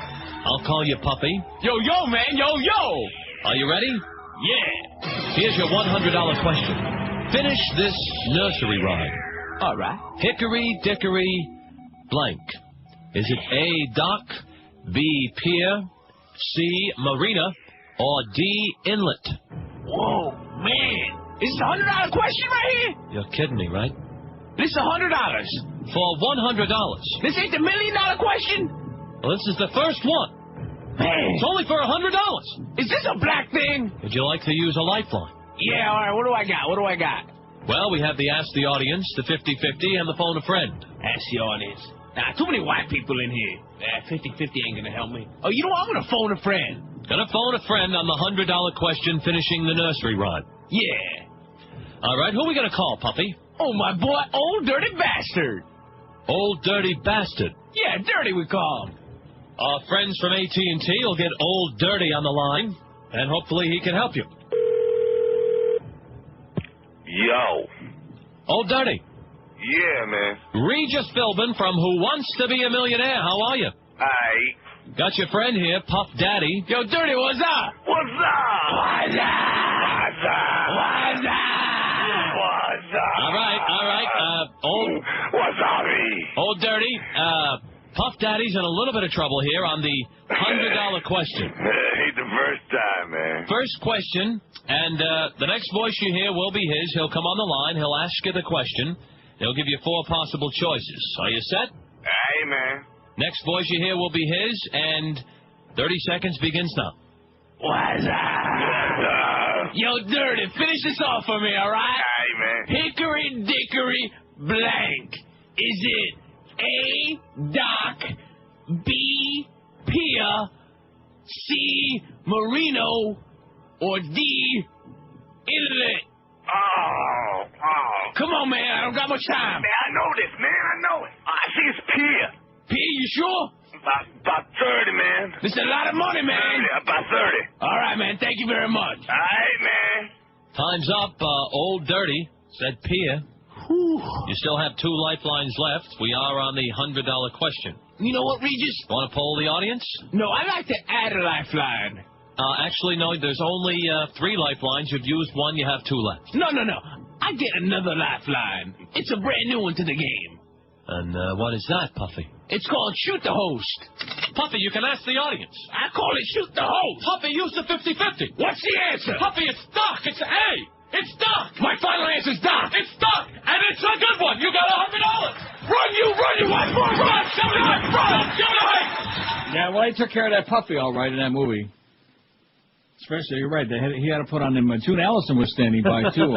She was one of the observers. Right. Make sure he put on the Depends. 334 votes. The best fast food is at Wendy's. This is our second poll. We've made the transition already from the movie endings that you hated like poison to the fast food that you like a little bit, or maybe a lot. Wendy's. Oh, there's that fascist, John Agropati, that butcher. Wendy's 56. All fast food blows 38. That seems to be moving up very fast. Pollo Tropical 36. Steak and Shake 32. Maybe their burgers aren't falling apart no more. Maybe you guys ought to try it. Maybe I ought to go over there and get a little sack. Too far. Too far? Well, you know, when you go to drive-thru, normally you're bringing it home or something like that. Yeah. Oh, well, what do you mean? Normally you're bringing it home? Well, I guess if I was there, I'm going to Steak and Shake, I'd bring it home because I live right around the corner. But for you, eat it on the way home. Right. Have the cell phone to your ear, have a soda in one hand, and then a bunch of sandwiches in your mouth, huh? Balance the fries on my knee. Right. Steak and Shake 32. Taco Bell 26. I hate this poll 25, and that's climbing on up there. I wouldn't be surprised if all fast food blows, and I hate this poll, they wind up 1-2. I would not be Adin surprised. Dva. Huh? I would not be surprised either. Eins zwei. Where's that eins? Subway 18, Chick-fil-A 16, Miami Subs 15, Popeyes 14, Arby's 12, McDonald's 11, A&W 9, KFC 7, Checkers 6, Church's Chicken 5, Pizza Hut 3, Burger King 3, and Crystal Solamente 2. And that's because there's only the one, I believe, in South Florida. That I know of. Up there on Powerline or something like that? Something like Wherever the hell it is. I need to find out in German. Eins is number one. Eins, zwei, drei, etc. But like if you order, I never really pay that much attention to the way the Germans say, because I don't want to make a total fool of myself when I'm ordering like a bratwurst. What do you say? Eins bratwurst? Or you say ein? I would assume ein, but I'll ask John Jarris. Yeah, he would know. He's a real kraut. Boy, he is. Oh, he is. He's a real sauerkraut. And proud of it. Pilot reports missile fired at jetliner near LAX. Remember that plane that got shot down? That crashed, the TWA. What was it, 800? One of those. What was the flight? There was an 8 in there somewhere. I think it was TW 800, and it crashed, and they said... over the water there. Bada beep, bada boop, bada bum. And then there were there's several witnesses who said they saw a missile hit it. Yeah, they said. And then there was that book that came out that I bought and I talked about, and the book disappeared and you couldn't find it no more. Remember that? Mm-hmm. FBI agents and Homeland Security officials spent the last weekend, investigating the report of a possible missile. And this story is just coming out now in today's, where is this? KYW Philadelphia. FBI agents and Homeland Security officials spent the weekend last week investigating the report of a possible missile fired at an American Airlines plane taking off from LAX.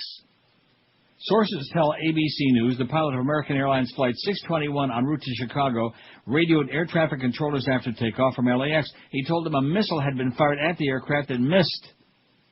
The plane was over water when the pilot said he saw a smoke trail pass by the cockpit. FBI agents believe it was a flare or a bottle rocket, but they say they may never know exactly what it was.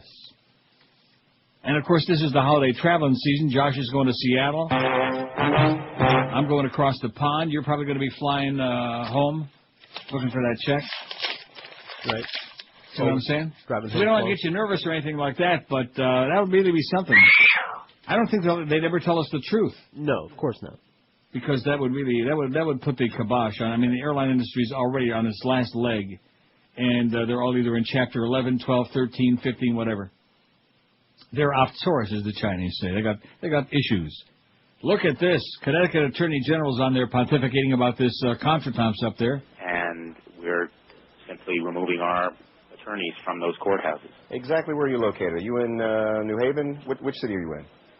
My office is in Hartford, but we have lawyers all around the Several state. courthouses shut down after an unspecific threat at Connecticut. They ceased those activities, and I wonder if it has something to do with old Jew Lieberman. And the public have been evacuated as well. Richard, Wayne Sanford, I don't know if you know who he is, but you know who he is? the Deputy Commissioner for the Department of Homeland Security in Connecticut, Sanford is telling us that bomb threats were actually called into the courthouses. Had you received that information? Oh, my We've been told that there were bomb threats, unspecific threats made this morning by telephone to the governor's office, apparently. None of this information has been confirmed. Okay, great. Well, when you find out, just keep your nose in it, okay? Just keep sticking it in there. What's our goal on the second poll here? 400? We got 354. If we can get to 400 by the top of the hour, then we'll all take the next couple of weeks off. What do you say? All right. And then I got news for you. How about somebody sending me a check? That's a good idea. I think everybody out there ought to send me a big fat check. Sure. You know, for my birthday. It wasn't that long ago. It was November 5. It's not too late. Birthday card would be a little bit late at this point because that's kind of lukewarm. Well, but a nice big fat check. For Kwanzaa. No, for my birthday would be good, or for Chinooka and Christmas. for all the heathen holidays, whatever the hell it might be. How about at least $1,500 for starters? This is Or Neil more. Rogers. Whatever you got. This is 560 QAM. George Bush doesn't care about black people. Absolutely. Doi.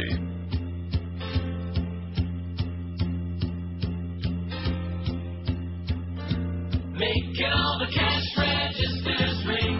Everybody's reading the same thing. It sold 7 million copies in one day. Breaking every record on the shelf. Every book is sold adds to her wealth. J.K. Rowling blows the other books away. Harry Potter and the Half-Blood Prince. Harry Potter making other authors win.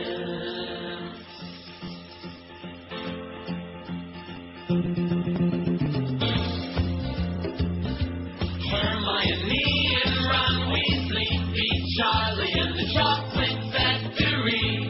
Made over 100 million, holy hell.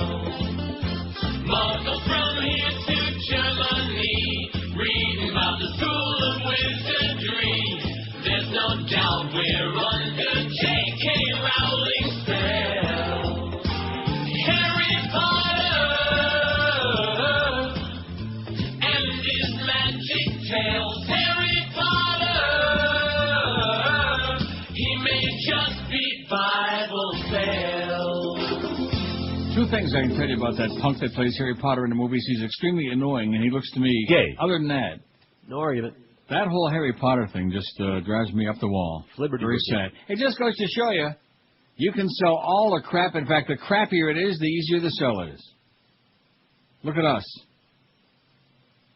All this intellectual crap, all this important stuff. Hey, we don't care about that. We want to hear the bridge tender. Yeah, we want some naked pictures. Oh, we do have naked pictures, by the way, of Janet Reno. And Kat, did you hear about Catherine Harris speaking of planes? What about her? 5670560, pound 560. I can't say on the Verizon Singular Wireless lines. I want to see if anybody out there speaks Twimmen. Eins. I would assume it's ein. Why is that? A bratwurst. If you're only ordering No, one. should you say on instead of one? I mean, would you take a letter off because you're Well, I mean, it's that way in English. It's that way in Spanish. How is it in Italian? When you order a singular object. WQAM, hello. Hey, how you doing? I just want to tell Neil about my favorite fast food restaurant. Yeah. Yeah, it's that Korean restaurant called Greyhound. I'm going to write that down so I can laugh at it later. Yeah. Let's see now. Italian. Uno, due, uno pizza. Una pizza. Una pizza. I beg your pardon? No, you do not say un. Well, in Spanish. Un pizza? Well, solamente uno? If you want like one pencil, un lápiz. Solamente uno spina? Don't you remember that? Only one stone in your shoe? I don't think that spina means stone. I don't know. I looked that up. It's fine. It's like a thorn. That's what. A thorn in my side. Right. Solo una spina? That was a bad scene. I mean, it was a good scene in a camp way, because that was some of the worst acting Eli Wallach. Believe me, that covers a lot of territory in that movie. The other piece was in the Atlantic City, before the big hit in Atlantic City. I thought we could reason together. And he's waving his arms and like, oh, brother. It was so bad it was surreal. Like I couldn't believe exactly. Like they actually put this in the canon. They included this in the film, or are these outtakes? You know, like was Coppola actually there while this was going on? But the scene where he's visiting his old friend, his as we say in the States, my ace in the hole. Remember that? Mm-hmm. Whoever wrote the script, the dialogue. Can't you just see these two old Sicilians? You are my ace in the hole. Yeah, right. Or maybe he just said ace hole. We can say that. For now. Yeah. In fact, why not? I think I just solved that problem. I think ace hole is just fine. It's a line from Godfather 3. If anybody don't like it, Joyce, ace hole. WQAM, line 1. Hello. QAM. Oh, hey, I got a good Taco Bell story for Neil. Yeah. Can I talk to him? You're talking to him. Neil, sorry about that. I used to work at Fort Everglades at a shipping company several years ago. We had a refrigerated cargo container that came in, and they said there was something wrong with the refrigeration unit. We had to open up the container to look at it. The boxes were marked Taco Bell, USDA, grade E, but edible. Yeah. USDA, like I said, I think I just changed my lunch plans. Oh. 5670560. This guy probably works for Wendy's. And pound 560 on the Verizon Singular Wireless lines. Eins, zwei, drei. The only thing we have to fear is fear. Right. WQAM, hello. Hey, Neil, what's up, bud? How you doing, sir? Good, man. Listen, real quick, Luis. You don't sound German to me. You don't speak German, I guess. No, it's Sherman for me, bro. Listen, real quick, 'cause I got to sneak back into work. I went to both. I don't swing that way, but Luis Miguel, I went to both concerts, right. Front and center. Ay, papacito de rico. Wow, bye. Wow.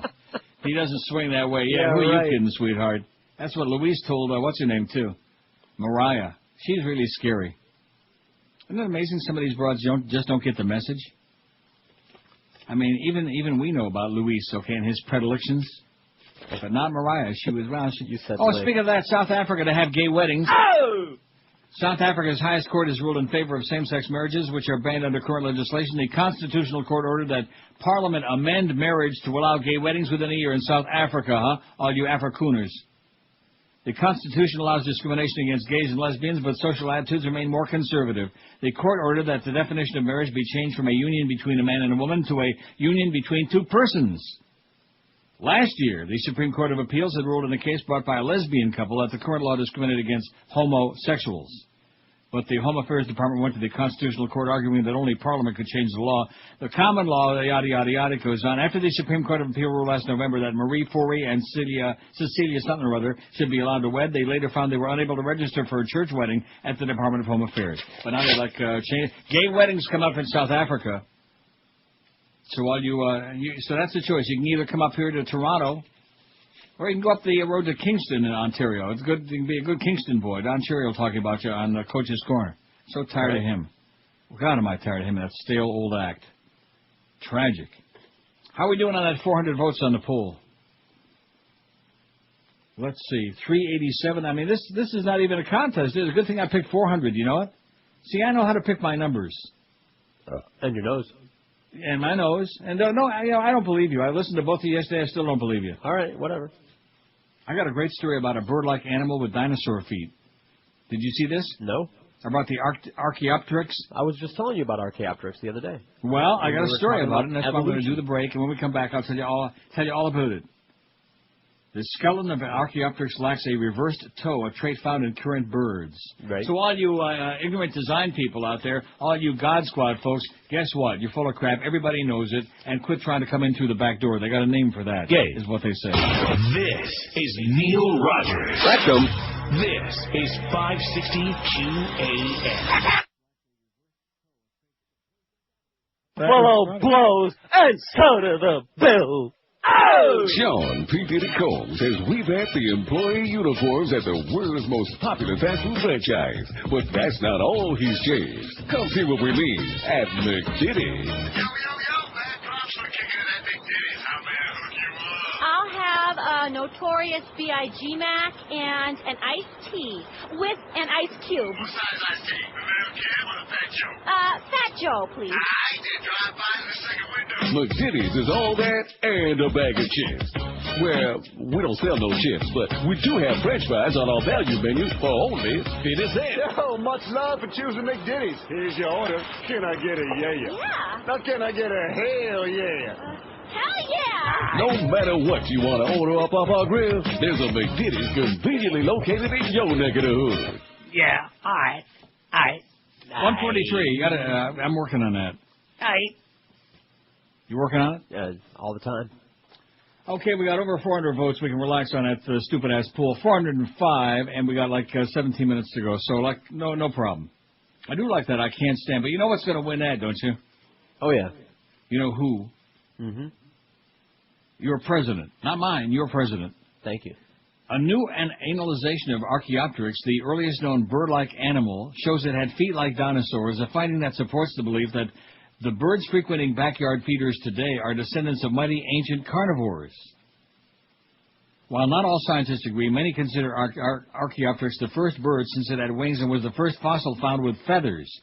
Details have been lacking on the animals. However, since only a few fossil specimens have been found, the new one, reported in last Friday's issue of the, or maybe today's issue, today's issue of the journal Science, is the 10th known and one of the most complete. It's got a picture of it here. Contrary to what had been thought, the new fossil shows that the first toe was not reversed in Archaeopteryx, as is the case on current birds, according to a team led by Gerald Mayer of Research Institute Schenkenberg in Frankfurt, Germany. 1, 2, etc. Lack of the reversed toe would hamper the animal's ability to perch like current birds, the researchers said. On the other hand, its second toe could be extended like those of theropod, beast-footed dinosaurs, a group that excluded such well-known examples as T-Rex. Oh, let's play some T-Rex. Archaeopteryx was considerably smaller, however, close to the size of a magpie. Oh, remember the magpies? What about them? What the hell was the name of the magpies? Heckle and Jekyll and, what was it? In the cartoons. Heckle and Jekyll, you're right. What I just tell you. The new example lived about 150 million years ago in what is now Bavaria. And, God, do I love that Bavarian cream pie. Oh, God. I wonder if they still make those at Denny's. Probably. And I don't think they do the Mother Hummer pies anymore at Denny's, do they? I don't know. Remember I had that episode? Let's not talk about Lenny's. Matthew T. Carano, a dinosaur expert at the Smithsonian National Museum of Natural History, agreed that the discovery supports those who consider birds to be descendants of dinosaurs. The lack of a reverse toe doesn't mean an Archaeopteryx couldn't sit in a tree, but probably indicates that it was not a habitually tree-living animal. We assume it could fly, but we don't have a lot of information about its flying ability. Most of the known specimens are partial, so the new one adds to the knowledge of the animal, she said. And there's a picture of it right there. It's my favorite fossil. Is it really? Mm-hmm. I'll be damned. I thought I was. Not yet. Walgreen disciplines 4 pharmacists. I might have to not mail that check for a while. Oh, you're not a fossil yet. You know, that's what you think. Walgreen Company, the nation's largest drugstore chain by revenue, said it's put 4 Illinois pharmacists in the St. Louis area on unpaid leave for refusing to fill prescriptions for emergency contraception in violation of state rule. Good. There we go with, you know that thing about Girls Gone Wild? Yeah. I'm gonna write a book called Goyim Gone Wild, because that's what America's all about today. They're just out of control. The 4 cited religious or moral objections to filling prescriptions for the morning after pill and have said they would like to maintain their right to refuse to dispense in Illinois. That's not an option, Walgreens spokesman Tiffany Bruce said. She's probably kin to Gary Bruce. A rule imposed by Governor Blagojevich, whatever his name is, in April requires that Illinois pharmacies that sell contraceptives approved by the U.S. Food and Drug Administration to fill prescriptions for emergency birth control. Pharmacies that do not fill prescriptions for any type of contraception are not required to follow the rule. So what's good for the goose is good for taking a gander. Ed Martin, an attorney for the pharmacist, on Tuesday called the discipline pretty disturbing and said they would consider legal action if Walgreens doesn't reconsider. Well, your mama. At least 6 other pharmacists have sued over the rule, claiming it forces them to violate their religious beliefs. If your religion provides, let's say I don't believe in blood pressure medicine, okay? I mean, what kind of crap is that? Well, the Jehovah's Witnesses don't believe in any of it. So probably not a good idea for them to be pharmacists. Or the Seventh-day Adventists, or whatever kind of other fairy tales you're inventing this week. And isn't that guy's name Joseph Smith, the guy that's getting fried? Right. Murdered that girl over on the West Coast. They just came back. Joseph Smith is the guy in Palmyra, New York, who found the tablets. That's right. Right? And he said, take 2 and call us in the morning, and quit making so many babies. And then that was the founding of the Mormon Church. Mm-hmm. The Church of Latter-day, whatever the hell it is. That whole business, it makes me gag. All you religious nuts, when are you going to wake up and sniff the coffee, okay? Sniff the coffee. You see that commercial they keep showing year after year about that punk? He's probably 80 years old now. He comes home, obviously, from college or something for the holidays, for Christmas, and he sneaks in the house in the morning. The little girl comes downstairs. Oh, Tommy, or whatever his name is. He says, oh, I know how to wake everybody up. And he goes and makes the Maxwell House coffee, or whatever coffee it is. You ever saw that? Nope. Now, they've been running that every Christmas for the last 75 years now. That kid must be 100 years old. I'm in for a treat this year, then. No. 419 votes. Time to sniff up and wake it. God, and chew it.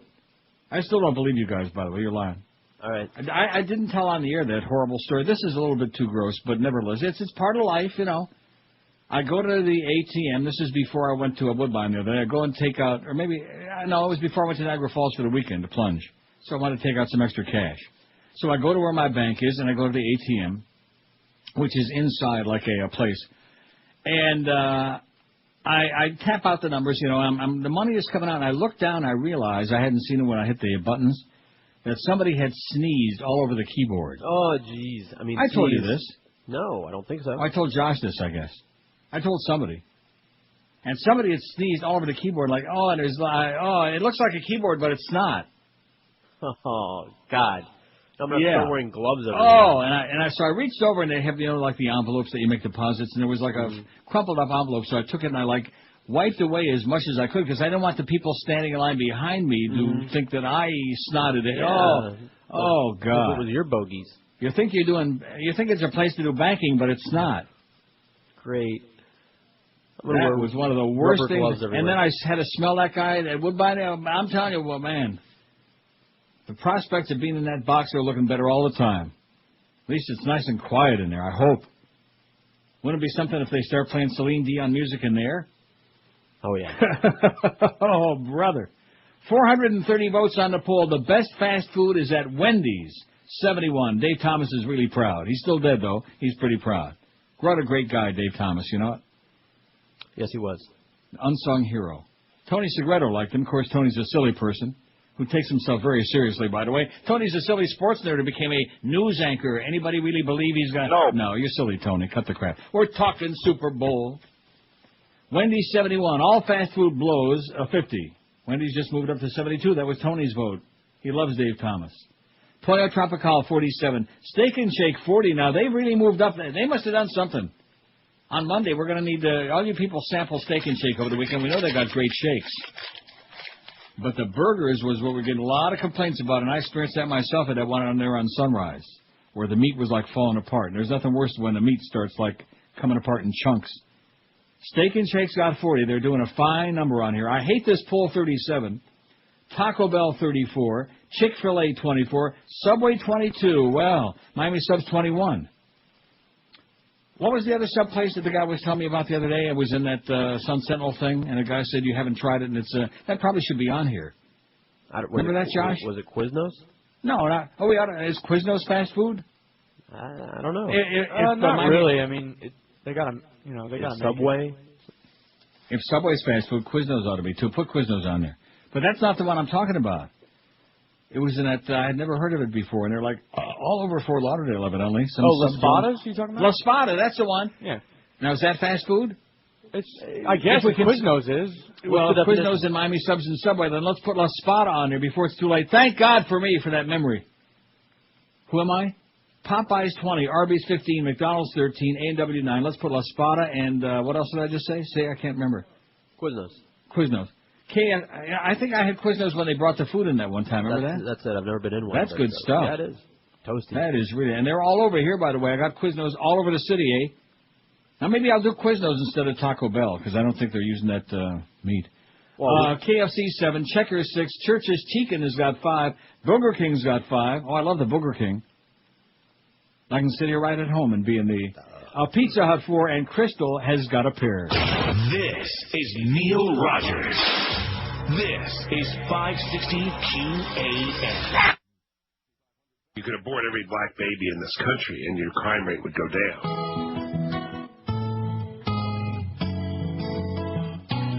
Oi! Bill, cigars, and Monica's. She lets out a giggle when he makes it wiggle. Monica is not the kind you can do in the. But a cigar and her, he don't mind.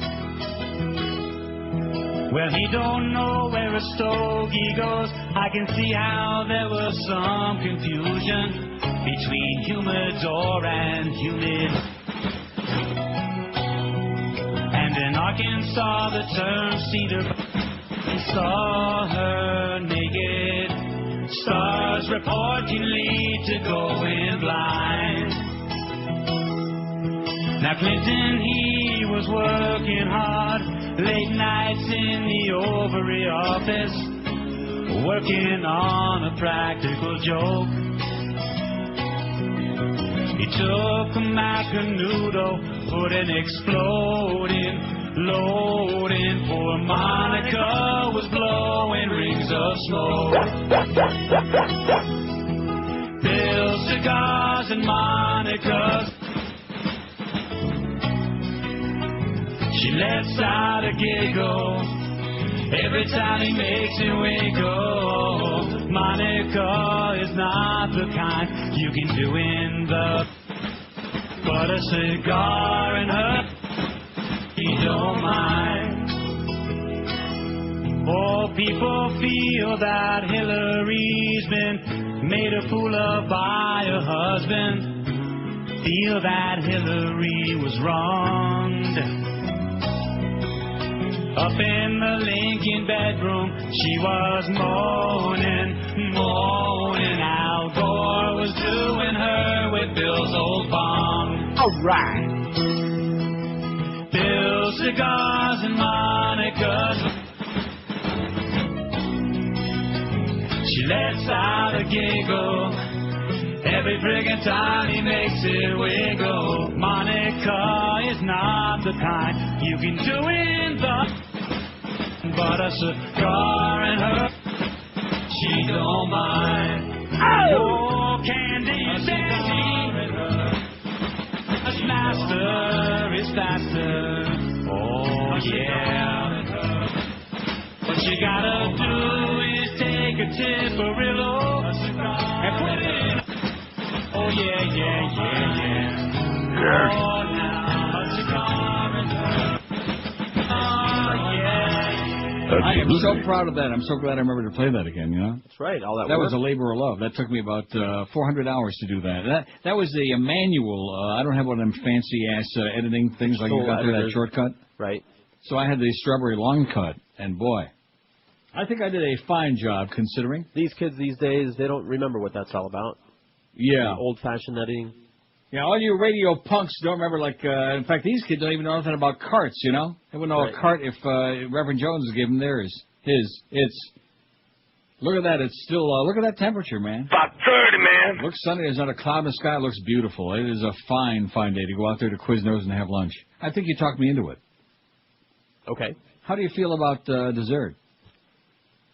Seriously, what would it, Quiznos or Taco Bell? Do I feel like Taco Bell or do I feel like Quiznos? Do the Quiznos. Yeah. They got good to soup, me. too. Oh, they got soup? Oh, yeah, soup and I love soup. I'm a soup man.